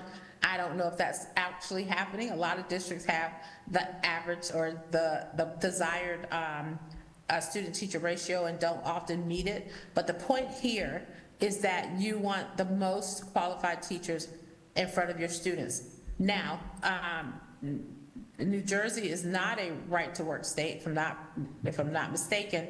And so I bring that up because oftentimes when you have a not right-to-work state, you have teacher unions that negotiate a lot of these things, and so you have to be mindful of that. Well, one of the areas I often talk about, we usually pay more for national board certified teachers. You know, I know many districts, I know ours did, pay teachers to get their master's degrees, and then there was zero, absolutely no correlation between national board certified and those master's degrees to student outcomes. And that's unconscionable. We should not be doing that. We should ensure, again, that the return on the investment is directly correlated with student outcomes. And so I would challenge the board often to, again, hold yourselves accountable, ensure that you're holding the district accountable for these kinds of outcomes for students. And so when I first got on my board, we had a $18 million grant. And we all know that merit-based pay is very controversial, particularly around unions. So there was a volunteer aspect to it. But the point is that we made sure that national board certified teachers, while they did get a bump in their pay, they were assigned in the most challenging schools and with the most challenging subjects. Those are critical decisions that some would say to the board, that's day to day, that's not your role. Well, I'm here to tell you that you can hold the superintendent accountable for ensuring that highly qualified teachers are standing before your educators. Don't get me wrong, I get the challenges across the country. I know it's hard to staff these roles, but it's still the board's position and the board's responsibility to make sure that those are the questions you're asking and those are the expectations that you set. All right, so we're gonna jump to school safety. When we talk about, we often think about target hardening, we think about security, we think about those things, and as we know, that is very important. It's critically important to talk through it. But when we look at it at NSBA, we started to embark upon this work around school safety. We spent a lot of time talking about, yes, infrastructure is really important. What does physical buildings look like? How are we setting the stage for students? How do we make sure that students with special needs get what they need so that they're safe and things of that nature? Of course, every district is required to have a crisis and emergency management process and policies. And then we thought really important though, of course, cybersecurity is a big deal now with all the technology, with AI, et cetera. And I'll take a minute, NSBA is working on a project that we hope would be helpful to you all in districts across the country, which is school board governance specific, AI specific training and professional development. And we're hoping to do a certification on that because boards definitely need to have more information around student privacy and what that looks like and how that's going to be supportive going forward. But the whole child is what we really want boards to focus on, because we believe if you look at it in that vein, everything else will fall in place. And so we challenge boards to ask yourselves, what does your student code of conduct look like? How often are you approving it without reading it? Rubber stamping it, if you will, because it goes from one year to the next. Well, it's impacting children, and we believe that to make sure that decisions you're making around student discipline is aligned with the whole child. And so when you get a special needs student and every single time there's no correlation to their special need and the behavior that's being exhibited, you might want to question that. And we all know that there are levels of student behavior that's impacting their education and their outcomes. So don't ignore those things. Don't rubber stamp them. Don't sort of blow it off. It's really important when we talk about safe and supportive schools and the factors that are associated with it. Next slide. So I want to make sure we cover as much as possible and make sure that you have time for questions. But in this area, this is what I meant by, are you looking at data that tell you that certain disciplinary action happens more in one part of the county or one part of the district than others? Boards should be asking, why is that? What's happening in those schools? What's happening with families in those schools? What's happening with the children in those schools? And so it is an important data point for the board to consider and think through and then ask those really critical questions around. And what goes with that, having a clear understanding of the safe and supportive schools is really understanding the behavior of students. And so, you're not expected to be psychologists or psychiatrists, but the board is expected to understand what are those difficult realities that are impacting students so that they're not able to perform well in school, and what is the board's role in that, and how do you hold the system accountable? So you should be asking the superintendent, why are there so many disciplinary recommendations in this part of the county, and what's happening with students? And we all have heard the stories of students having to work to support their families or having to look after younger children, all kinds of reasons that different behaviors show up among students and families in schools. And so it is the educator's job, believe it or not. We often say, oh, they can't do everything. That is true. But what they can do and what they should do is be able to address the needs of students who are in your care every single day. And the board, again, must hold the system accountable for that. So that root cause analysis is really important for the board to understand. Slide. So part of being able to do that is ensuring that there are culturally responsive student supports and understanding of student backgrounds, their families, how they show up in your district is really important. And then incorporating that competence into how we educate students and how we allow them to be their authentic selves in school environments. And then we get a lot of pushback these days around, focusing on specifics of individuals, but it's important to know what helps a child learn. How does a child understand the culture of the school system in light of its own culture? You've heard the data that any adult in a school that looks like a child of the same race could be positive, a positive outcome. It doesn't even have to be an educator. The research says a child seeing someone that looks like them in the educational environment, it supports their ability to have a better understanding of their educational experience. And so that's always important when we think about culturally responsive supports.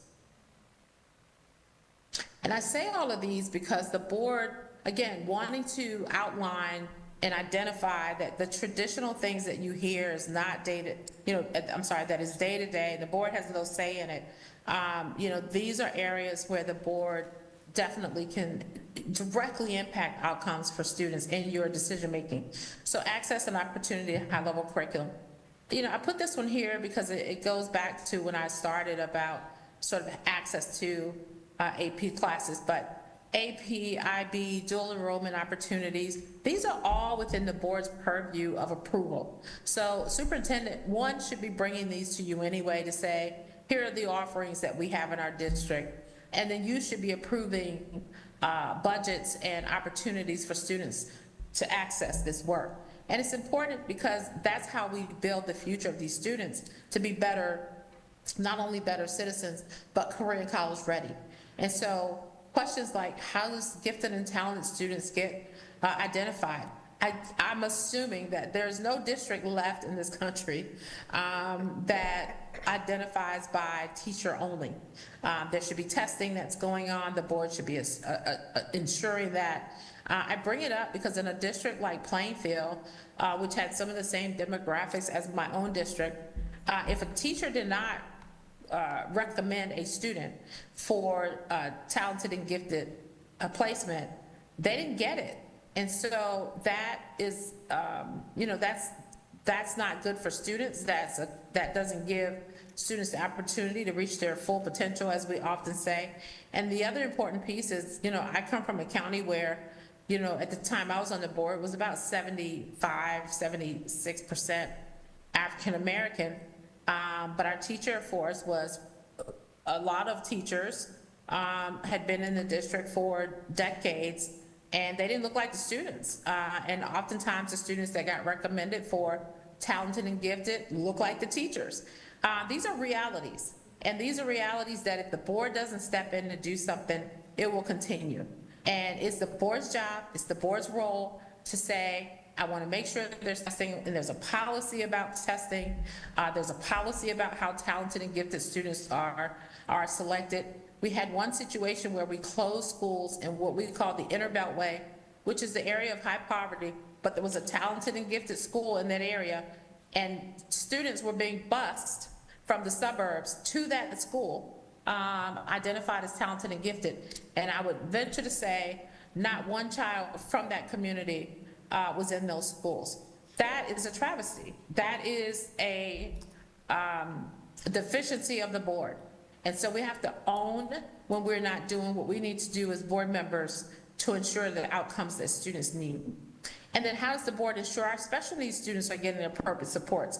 So oftentimes when we think about high-level curriculum, we're thinking, oh, we have to make sure the smart kids get what they need. Every single student is your responsibility as a board. How many public-private placements are in your district? How much are you paying to send students out of the district to get supports?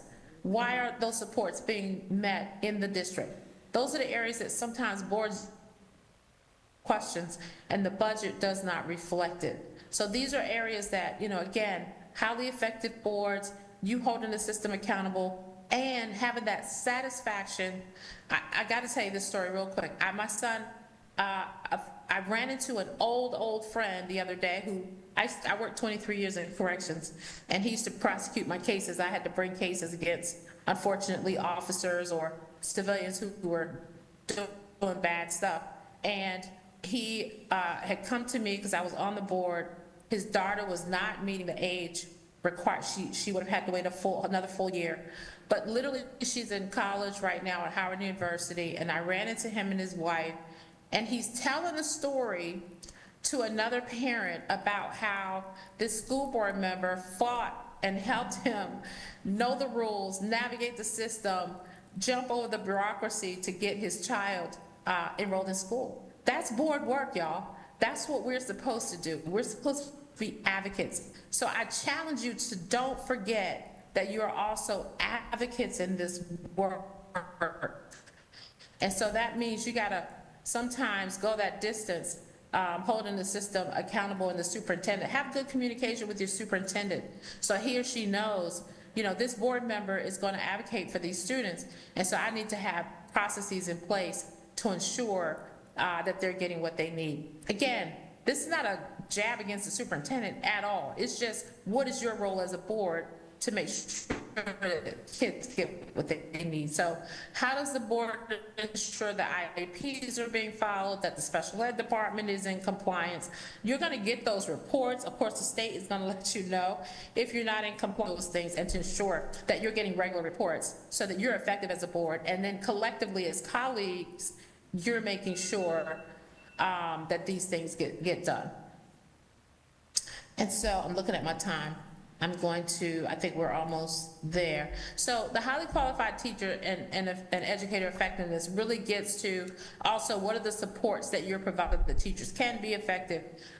What does evaluations look like in your district? You know, we went through a period where, you know, it was just taboo to talk about teacher evaluations, but I'll just venture to say, and I'll leave it alone, if teachers in your building are getting the exact same raving evaluation, and one teacher's students are knocking it out of the park and another teacher's students aren't doing so well, you might want to ask, what's wrong with this picture? And so we know that teacher evaluations can be controversial, but we also know that holding teachers accountable and the district accountable means outcomes for students. And so again, it's the board's role to do that. And so what policies do you have in place that ensures positive outcomes for students through teacher quality? And then what are the strategies that you can use to ensure that the district replicates where teachers are doing well? I don't know, whether it's peer reviews and things like that, but there are a number of different strategies that the board could look at for data to determine whether or not that's happening. Okay, and so as we look at this, I put this in here because it gets to your AP courses and your dual enrollment and things like that, and what the data that NSBA pulled on your behalf. So take a look at this when you get a moment. But compared with the state, I would say that the district needs more support and efforts to prepare students for career in college, and that just looks at the demographics and the qualifications and outcomes for teachers. Again, more data points for you to take in.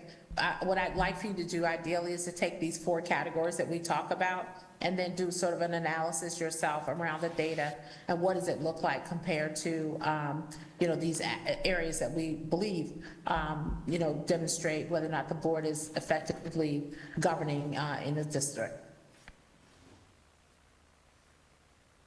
You can keep going. More data. And believe it or not, I've been in districts where the board doesn't know its data. I've said to superintendents when I work with them that one of the #1 complaints I get from boards is they ask questions and, they get pushback, like, why are you asking so many questions? Well, Mr. Superintendent, Madam Superintendent, that's their job. And of course, do it in a professional way. There should be structures in place, all those kinds of things, but it is the board's role to do that. And so looking at academics in both reading and math, again, board has to ask itself, is the return on our investment showing up the way we need it to be? Again, again, these are just, again, data points that you should take a look at. And, use some of these data points, and you can also, compare and contrast. Is this the data, this match what the superintendent has shared with you? Did we get something wrong? Did we look at a wrong data point? Just something the board should have more than cursory knowledge of the data for your district.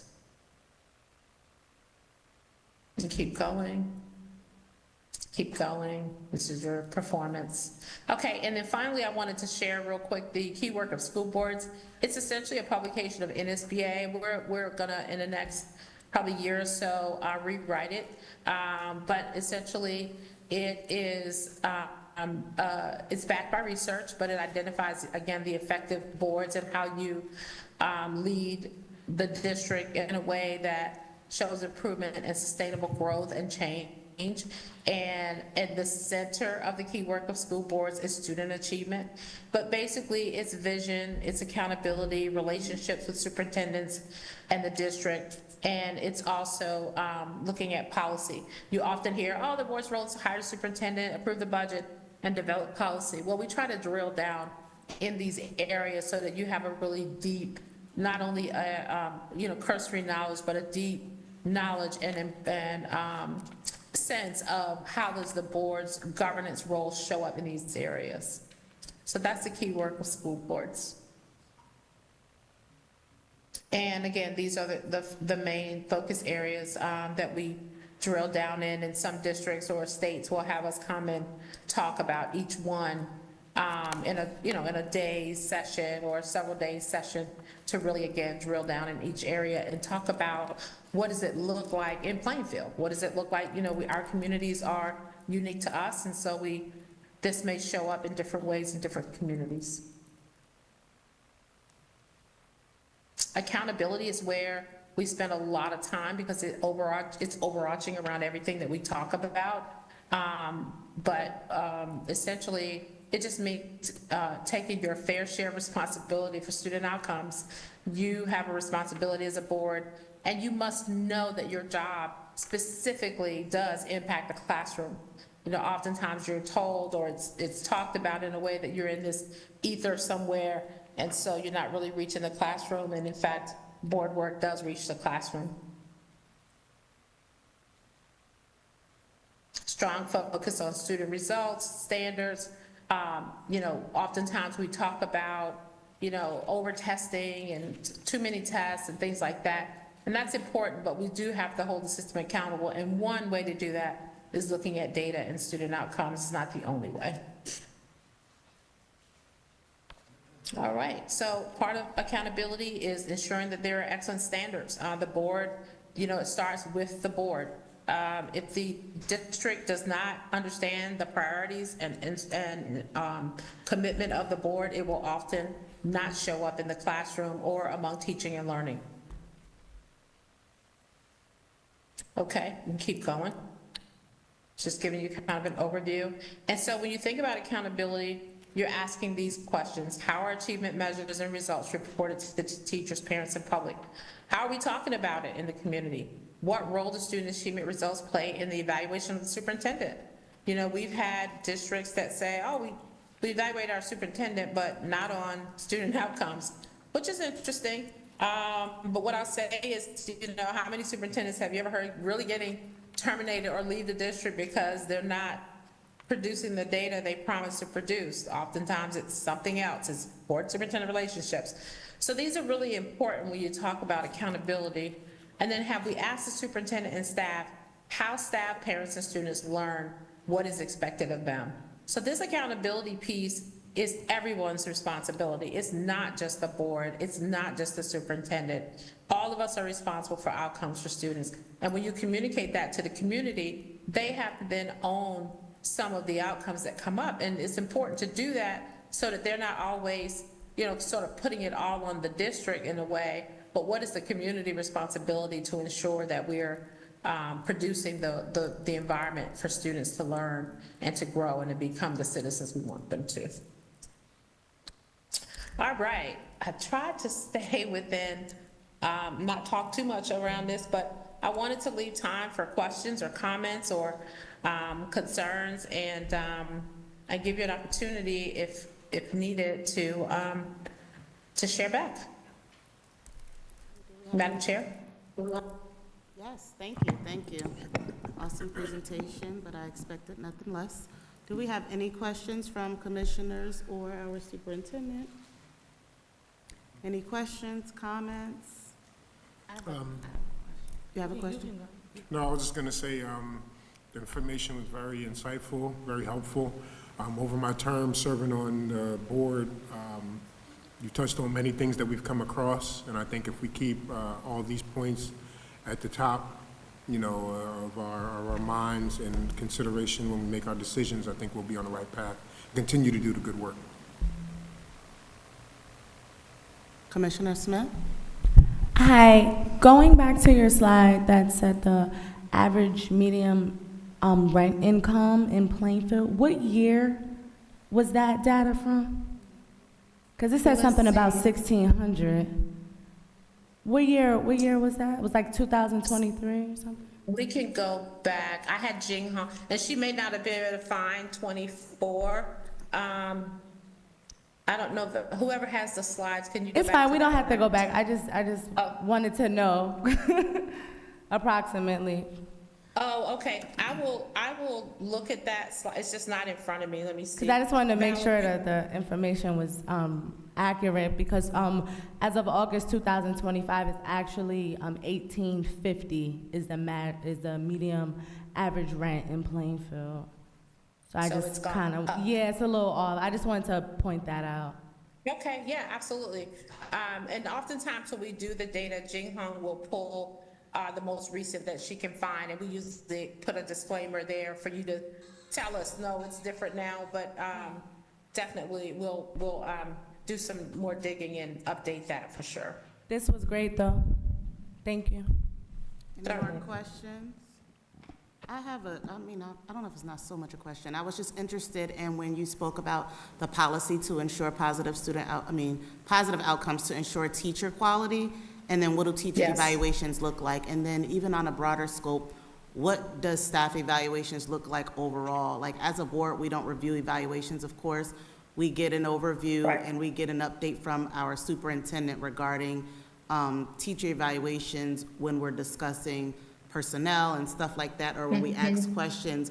But I'm interested in knowing, like, how would the board do a deeper dive into ensuring that the teacher evaluations are as accurate as they need to be, or holding we hold the superintendent accountable, and we do know that he holds the administration accountable, but making sure that Sure. we're understanding the data from the teacher evaluations or from staff evaluations, because so many times evaluations are done and we don't really talk about it in depth until it becomes a personnel matter, and now we're looking at, well, what did the evaluations look like, and how was this missed, because now we're discussing this, but the evaluations look like they were an awesome teacher or an awesome staff member. So I'm very interested to have the board work on a policy to ensure teacher quality, but I'm not sure if I completely understand from a board member standpoint what that looks like and how that pertains to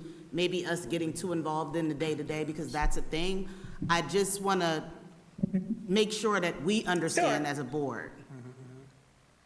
Absolutely. So, for example, correct, the superintendent's responsibility is to make sure evaluations happen, well, first of all, let me start with making sure there are evaluations in the first place.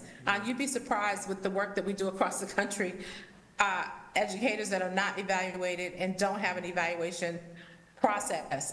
Most states, I think, require it. But what I would say from the board's perspective, so the board, for example, should be having a conversation with the superintendent about satisfactory evaluations. So when it's been about, I would say, probably 7 to 10 years now, when there was a big discussion around teacher evaluations and outcomes for students. And what we found was that educators, to your point, were mostly fired or terminated over conduct-related things, but not performance-related things that specifically address student outcomes. So some districts, for example, teachers get their contracts, they might be non-renewed, because of performance, and the superintendent bring that recommendation. If you're a district that approves any of that, it's not the same across the country. And so what the board's role is in teacher effectiveness and outcomes is to say to a superintendent or create a policy that satisfactory evaluations are not enough. And what I mean by that is, there are, I'm sure your superintendent knows what I'm talking about, there are those evaluations, there are some districts where that's all you can give a teacher. If they're not, if they're not doing anything that's, you know, egregious, they get a satisfactory, and everybody gets satisfactory. So again, as I gave you an example, you want an evaluation that evaluates what's happening in the building, what's happening in the classroom. So you want levels in the evaluation process that ensures that you can look at categories of performance. So a teacher could get an evaluation that is based on the performance in the building, the performance in his or her classroom, as well as performance in other areas that the superintendent identifies for a particular subject, as opposed to an evaluation that says, unless you're like, got somebody's kid in the closet somewhere, you're gonna get a satisfactory.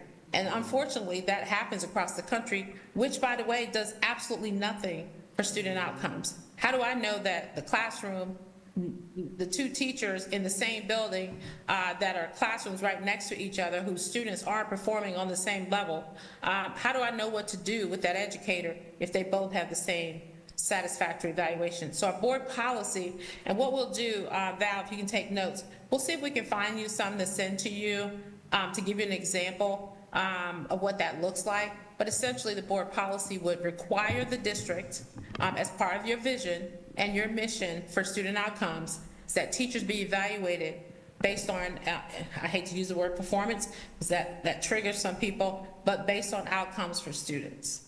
So like, thank you for that, because that helped, and I appreciate you sharing that you'll send us some examples, because I'm looking forward to that. Sure. But the second part to that, and listening to what you were saying, I know there are different like evaluation tools, and if I'm correct, and you can correct me if I'm wrong, like the Danielson framework, some of these evaluations specifically for teachers Yes. have nothing to do with per se conduct. They're strictly regarding performance in the classroom, which they should be. The majority of that should be, but then there are also levels to performance that aren't necessarily able to be evaluated through these different frameworks, because that's just how they're designed. So I don't know if it's and I just don't know. So- and this is something that I need So to for- know. Let me give you another quick example. How often have you heard, well, you know, we don't really control how these kids show up. They come from poverty. Yeah. We can't help it. So our pushback to that is, but our expectations is that every student, every single child that come through our building can and will learn. So we're not going to treat their poverty as an impediment to their growth. We might treat their poverty as a challenge, but how do we deal with that challenge to ensure that they still get what they need? We're not going to allow educators to pat kids on the head and say, oh, poor Jane, you know, she comes from poverty. We're not going to give her the hard work. We're not going to give her rigorous coursework. We're not going to give her access to an AP class because she has too much stress on her and her family. We're not going to do that. No, that's not how we do it. We give kids what they need, and they will meet the challenge that we set in front of them. And so when we come, and that gets to the mediocrity, if you will, of how some districts treat children either who are of color and who are in poverty. And that happens all too often in certain districts, as opposed to districts where the, quote, expectation is high performance. High performance should be the expectation no matter what. And that comes out of evaluating teachers, ensuring that teachers have the tools that they need, and setting the stage for, this is what we expect you to believe too. So if you don't believe that children who show up in our buildings can do this work, you might be in the wrong profession. Okay. Thank you. Do we have any more questions or comments from the board? I have a question, but if I could offer, I think these are all great points to obviously further the conversations we have as a collective. I wanted to offer a few suggestions that the board is going to continue on in terms of developing a policy or modifying any existing policy around teacher evaluations. So I would add that the data point that we should also consider are the student growth objectives, SGOs, that are developed annually by teachers. That's been a huge point of discussion in the state of New Jersey. If you are a tenured teacher, your SGO targets haven't changed year over year. There's been a freeze on that in the state of New Jersey, but for any non-tenured teachers, they are in fact still required to develop new SGO targets for the start of the school year. Those do become a part of the final evaluation for teachers. Those SGO targets results come back to the district around September so that they can be used as a part of the final evaluation. Are they tiered? So that is a collaborative process, the development of SGOs. It is a process that takes place between the teacher and the building administrator. It focuses on the baseline data for students. So I think that is a good element for us to include. I would also add that as a part of our recent administrative retreat, we did have the team from the Danielson Group come in to conduct professional development on the framework for teaching, which has 4 major components in which we evaluate our instructors on. But we did notice there was a challenge for us last year with one of the non-renewals that was proposed. Traditionally in the district, those certain components were only made available in the evaluation process when you got to the summative. And I think that really, we tied our hands behind our backs because there's some areas that are really critical. We consider them to be power components. So as a part of the training the professional development we recently completed, we are shifting to the current version of the Danielson framework and the observation rubric, but we are also identifying power components from the evaluation tool, and the power components will be a part of every observation for a teacher in our school district, no matter if it's the first, second, or third during the course of the year, so that we don't miss out on any of those areas that we believe have I think more of a stronger impact, if you will, on student outcomes, whether that be lesson planning, creating the right learning environment for students, et cetera. So we will share that information with the board and find out if there's any additional feedback as we finalize it. Great. Thank you. Thank you, Mr. Hassan. And thank you, Virginia, very much. This was a very great session. We've taken a lot from it, and we look forward to having more sessions with you in the future for our board and future boards. Okay. All right, you guys take care. Have a good evening. All right, you too. Thank you so much. All right.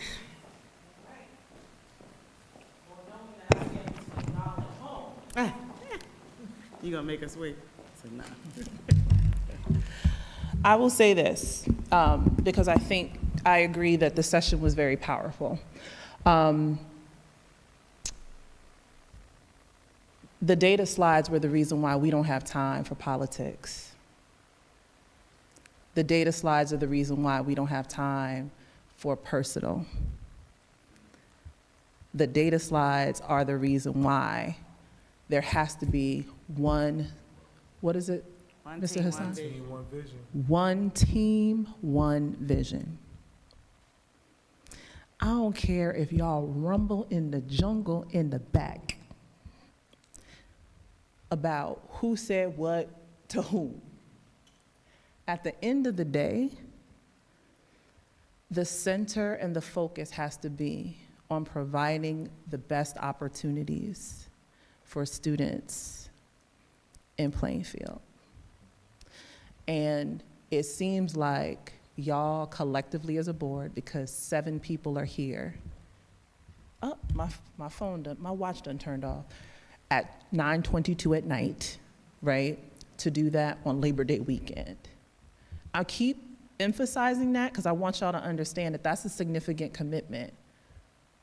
The answer could have been no, but it was yes. Praise God. Right?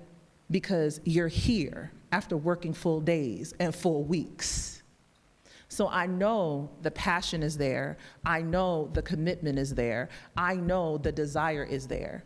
We got to get to the point where we can collectively agree about the norms in which we establish as a board so we can govern effectively. And that's what we're going to do. And we're going to get into that tomorrow. But for tonight, I'm going to ask everybody to take a minute and think about either a word, a sentence, or a phrase that was very impactful for our time together this evening. And that'll be how we wrap up. That's not the minute. I'll start my timer now.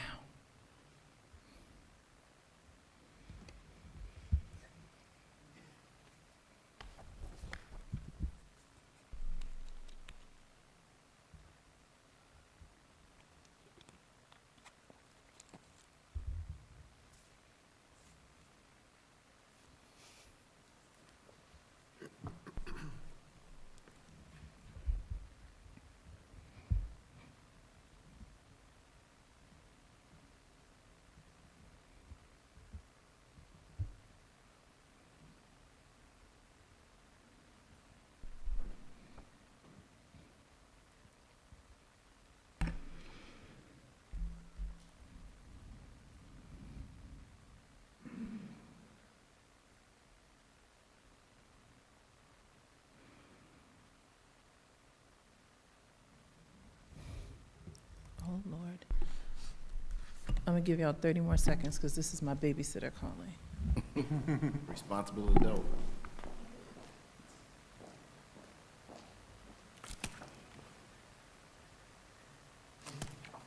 Can we leave our stuff here for tomorrow morning? I gotta take it home and bring it back. Okay, can I get a locker for the night? I need a locker, right?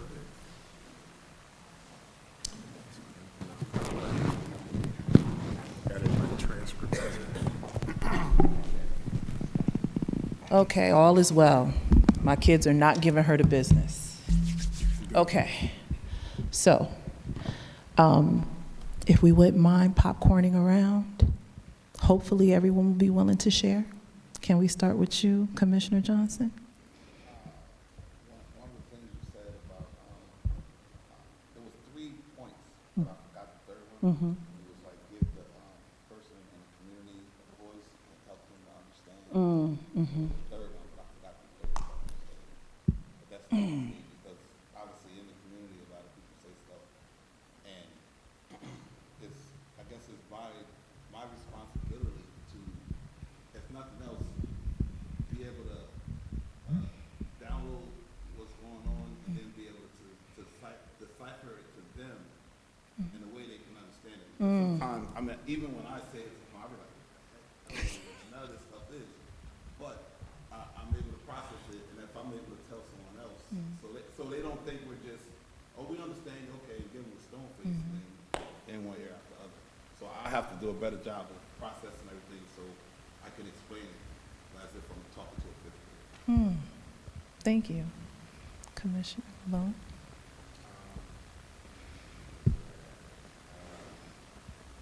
Word collaboration. Okay. Work together. Thank you. Mrs. Hambry? Trust and respect. VP Webb?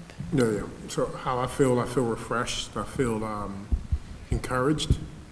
I feel that, like I said, the information shared by the presenters aligns with a lot of the things that we've been doing in the district, and also, quite honestly, with the governance plan that has been established by Madam President just over the last year or so. The opportunity to learn these things and then put them into practice has been very helpful. Thank you. Attorney Shabazz? I would say transparency, but Okay.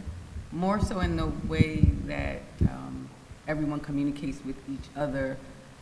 Kind of going back to your first exercise when we peeled away all the different things, it's kind of the things that make us who we are. And as the lawyer, I often get to hear, and I'm not saying this board, it's all boards, it's everybody I've ever represented, I get to hear how the superintendent feels and who that person is, and how sometimes those feelings they don't feel good about the way the board may be making them feel, and then you talk to the board, and they don't feel good about the way each other makes each other feel, or the superintendent. But what I often find out is I'm really the only person that ever heard this.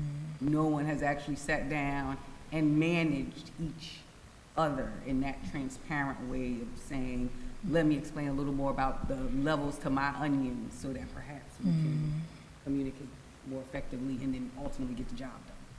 Yeah, thank you for sharing that. Very transparent. Madam Board Chair? I would say communication is a big one. Communication is key, but there's like levels to it. So what you mentioned, well, actually, Dr. Harris, what he mentioned about like listening to the other person, and of course that goes back to the peeling of the onion, but then listening, because a good listener, that translates to a good communicator, but then also how you're delivering the information, going back to The trash can? the trash can. His steak and sweet potato and cream spinach. So it works both ways. Like you can hear somebody but not really be listening intentionally, and that hinders that communication. But then you can also not deliver the information in a way that the person is going to receive it, so they're still not listening. And they may not even be hearing you because they don't want to hear you because you're not delivering it the right way. So that's a big deal for me, and I'm reflecting on that a lot individually for myself as a leader of leaders, and then for our board of leaders, because communication, unfortunately, is a big challenge for us in this current climate and space. And I feel like that's a result to a lot of varying factors. But Thank you. that's what's I up. appreciate that. Thank you for sharing that. When we were off to the side, you said, share the story, but you had this tagline. You didn't major in shucking. Oh, or minor and in you didn't jive. minor in jiving. That stood out. What I heard in that was integrity. All right, and that was my takeaway. For me, that is, I think, the value that I probably hold nearest and dearest to myself as an individual. So I believe once we lose that, all bets are off. We have to obviously approach our work with flexibility, also with gratitude, humility, and grace. But I believe the one thing that we have to be uncompromising with is integrity. Thank you. Mr. Cox? So clearly, Madam President took the liberty that is bestowed upon her, and she kind of went into a couple different buckets. And I was She hoping, took yours? I was hoping somebody Just wasn't like going to you took say. my ginger ale.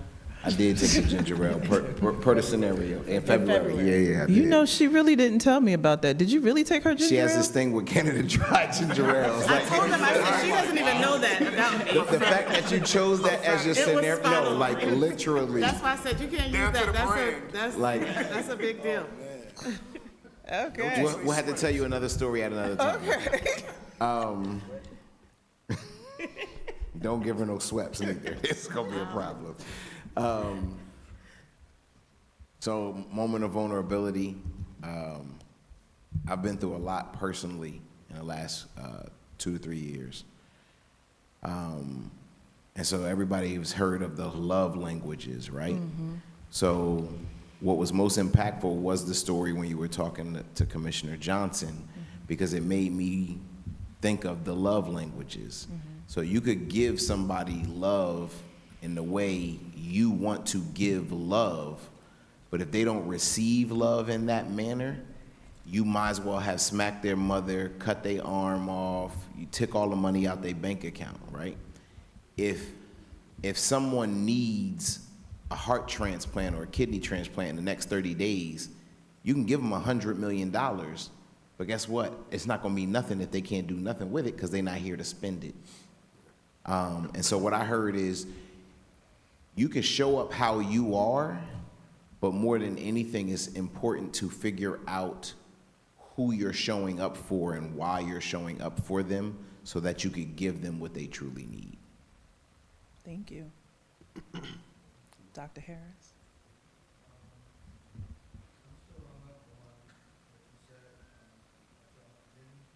Oh.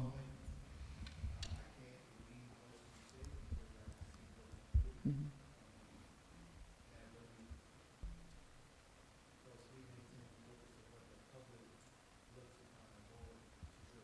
Mhm.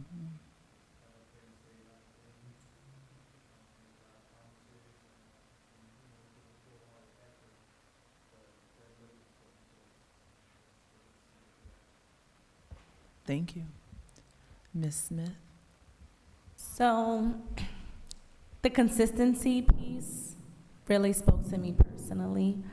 I'm one of those people where if I'm not feeling it, the day stops. Like, I believe in unlimited PTO. So, your example about Con Edison and how you just can't not show up, I feel like you were speaking to my time in attendance. But on a data point that really stuck to me was that 75.9% of our students are economically disadvantaged, and it's really up to us to advocate not only for high-level curriculum, but to make sure they have all of the resources.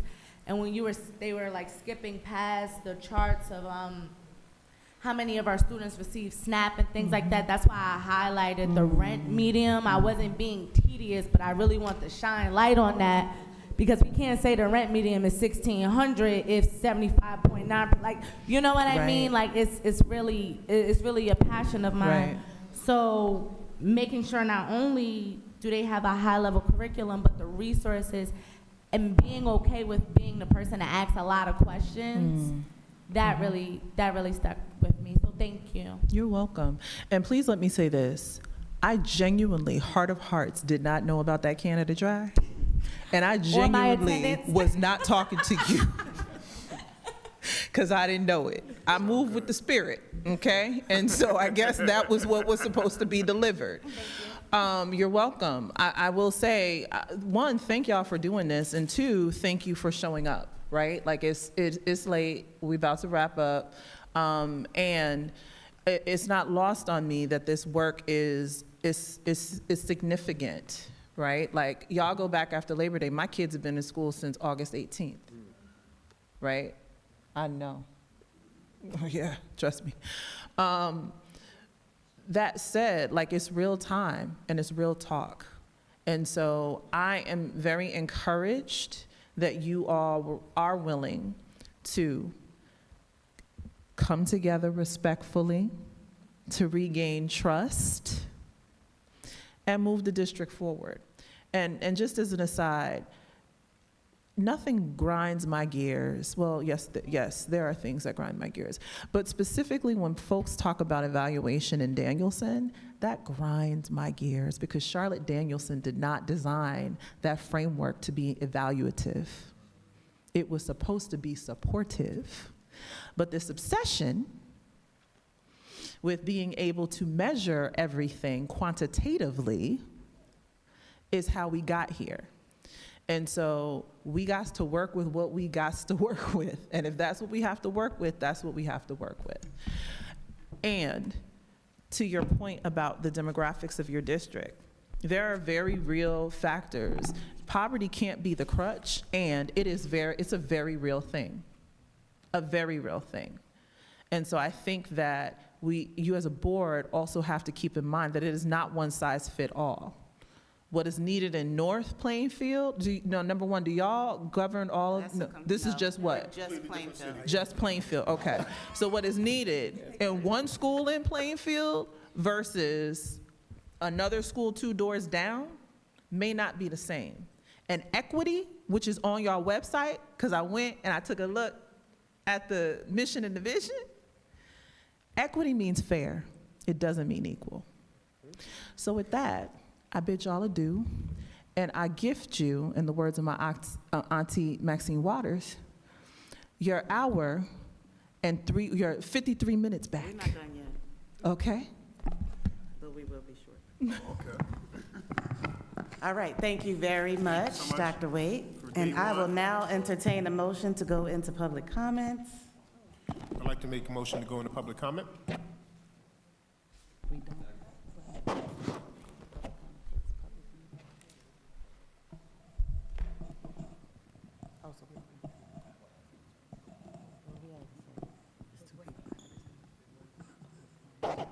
Yeah, she said we still have to do it.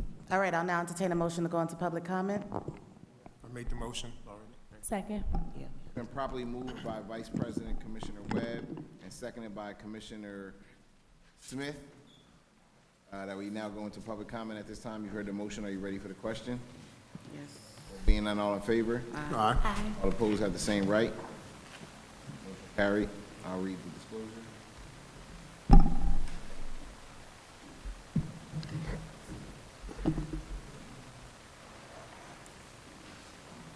At business meetings, privilege of the floor will be provided for 30 minutes for the public prior to committee reports.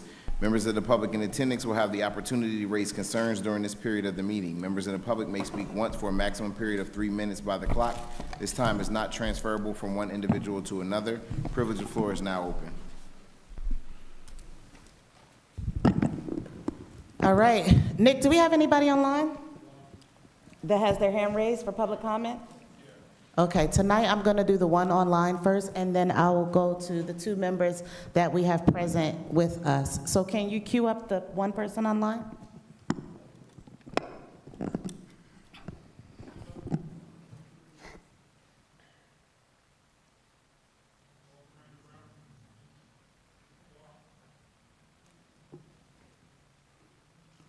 Laura Miranda Brown. Ms. Brown?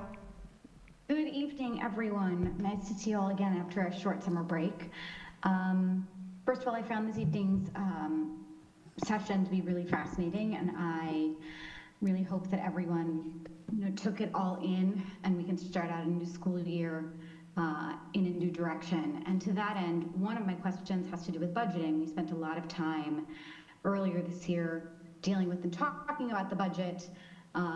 But I have two real questions, and the first is how come we are only approving the summer budget, including bus drivers, security guards, athletics, literally everything about the summer program at the end of August? Why wasn't this part of the budget discussion earlier this year? Why wasn't it previously agreed to and worked on? It's just really a question of timing and why it's waited to the very last minute to be handled. And the second question is about the Kane program to get college credits. In reading through the agreement that was posted with the agenda item, it looks like each credit will be $200 per student, which is fine, seems totally reasonable, together with whatever the books and material costs are for the district to absorb. Again, seems totally reasonable. But a 4-credit class is $800 per student, and there's nothing in the supporting documents to give the public an idea of how many students we can expect to take advantage of this program, what that will mean for our budget moving forward, and what our enrollment goals are, right? Do we want 4 students? Is it worth our time to be doing this? I would argue yes. So is money well spent for students to get a good quality education, but what are our goals in terms of enrollment? How do we plan on growing the program? A little bit more information about that program would be very helpful. Thank you all very much. Thank you. Nobody else online? All right, now we'll take members of the public who have public comment to the mic, please.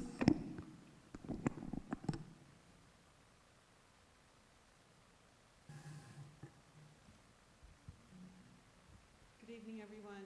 Can you hear me? Good evening. Good evening. Yes, we can hear you. Catherine Balch, 1314 Highland Avenue. I found the evening also fascinating. I thought both of the speakers were very dynamic and hit home several times about things that we need to be concerned about. I was especially interested in the evaluations discussion for teachers and other staff. So I have a question about evaluations. Are counselors also evaluated for performance? Okay. And also, and in terms of holding people accountable, so students accountable for their work, and the board accountable for the board work. Several people have mentioned to me that they, despite the fact that their family members would not be very happy about attending even more meetings in a month. But because board meetings have been condensed into just one meeting per month, we feel sort of left out of information and discussions about the kinds of issues that are facing the board. Previously, I think there were 2 meetings per month. The first meeting was to discuss requests and purchases and all that. And it seems like, and then the second meeting per month was to vote on what the board decided after discussing them during the first meeting. So that now that there's just 1 meeting per month, it seems like some of those discussions are happening sort of, I don't know if it's an executive session, but they don't seem to be happening in the public, so that we don't get a chance to really understand what kinds of decisions you need to make, what kind of issues are in front of you, what kind of challenges you're facing in terms of spending money on X, Y, or Z. So that's a request from me and some other people that the board meeting structure go back to 2 meetings instead of 1 per month. My husband's going to kill me for saying that. Okay. Let's see. I guess that was it for that part of the meeting. And then so I have 3 things. So the valuations, and then the second part was I wanted to let you know that the League of Women Voters is hosting a forum for the Board of Ed candidates. It will happen on October 23rd, which is a Thursday, I believe. More information will be forthcoming. That was the save the date. And then I wanted to let you know about. 1 second, because your time is up. May I make a motion to extend her time? Been properly moved by Commissioner Smith and seconded by Commissioner Dr. Harris to extend Mrs. Balch's time. Heard the motion. Are you ready for the question? There being none, all in favor? Aye. All opposed, have the same right? Motion carries. Ms. Balch, you may continue. So I'll just make this very brief. I just want to let you know some numbers about the lunchbooks program, which the district sponsors. We've had, it was a very busy spring. We had a lot of volunteers in Stillman and other schools reading to students and passing out books. So the combination of the classroom readers, the Summer Learning Academy appearances, visits to schools to hand out books, and the events. So we had a total of 30 volunteer visits between February and August. There were a total number of 3,538 students who were served, and there were 6,143 books given away. Thank you very much. Do we have anybody else in the public that would like to come up for public comment? Seeing none and hearing none. I'll make a motion to close public comment. Been properly moved by Commissioner Vice President Webb and seconded by Commissioner Hembry. The board now closed public comment. Heard the motion. Are you ready for the question? There being none, all in favor? Aye. All opposed have the same right. Motion carries. All right, I'll Make a now motion to entertain a adjourn. motion to adjourn.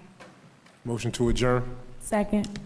Properly moved by Commissioner Vice President Webb and seconded by Commissioner Smith. To now adjourn this meeting in the public. You've heard the motion. Are you ready for the question? There being none, all in favor? Aye. All opposed have the same right. Motion passes. Meeting adjourned at 9:47 p.m. Thank you all for attending the first day of our board retreat on this fine Friday evening. I'm looking forward to seeing you all bright and early in the morning. As you tell. Breakfast is at 9. No We will powdered start eggs. promptly at 10. No powdered eggs. I don't know what's on the menu, but it will be edible. Thank you so much for everyone for coming, participating. Great. Y'all can hold this pen. Organization in China.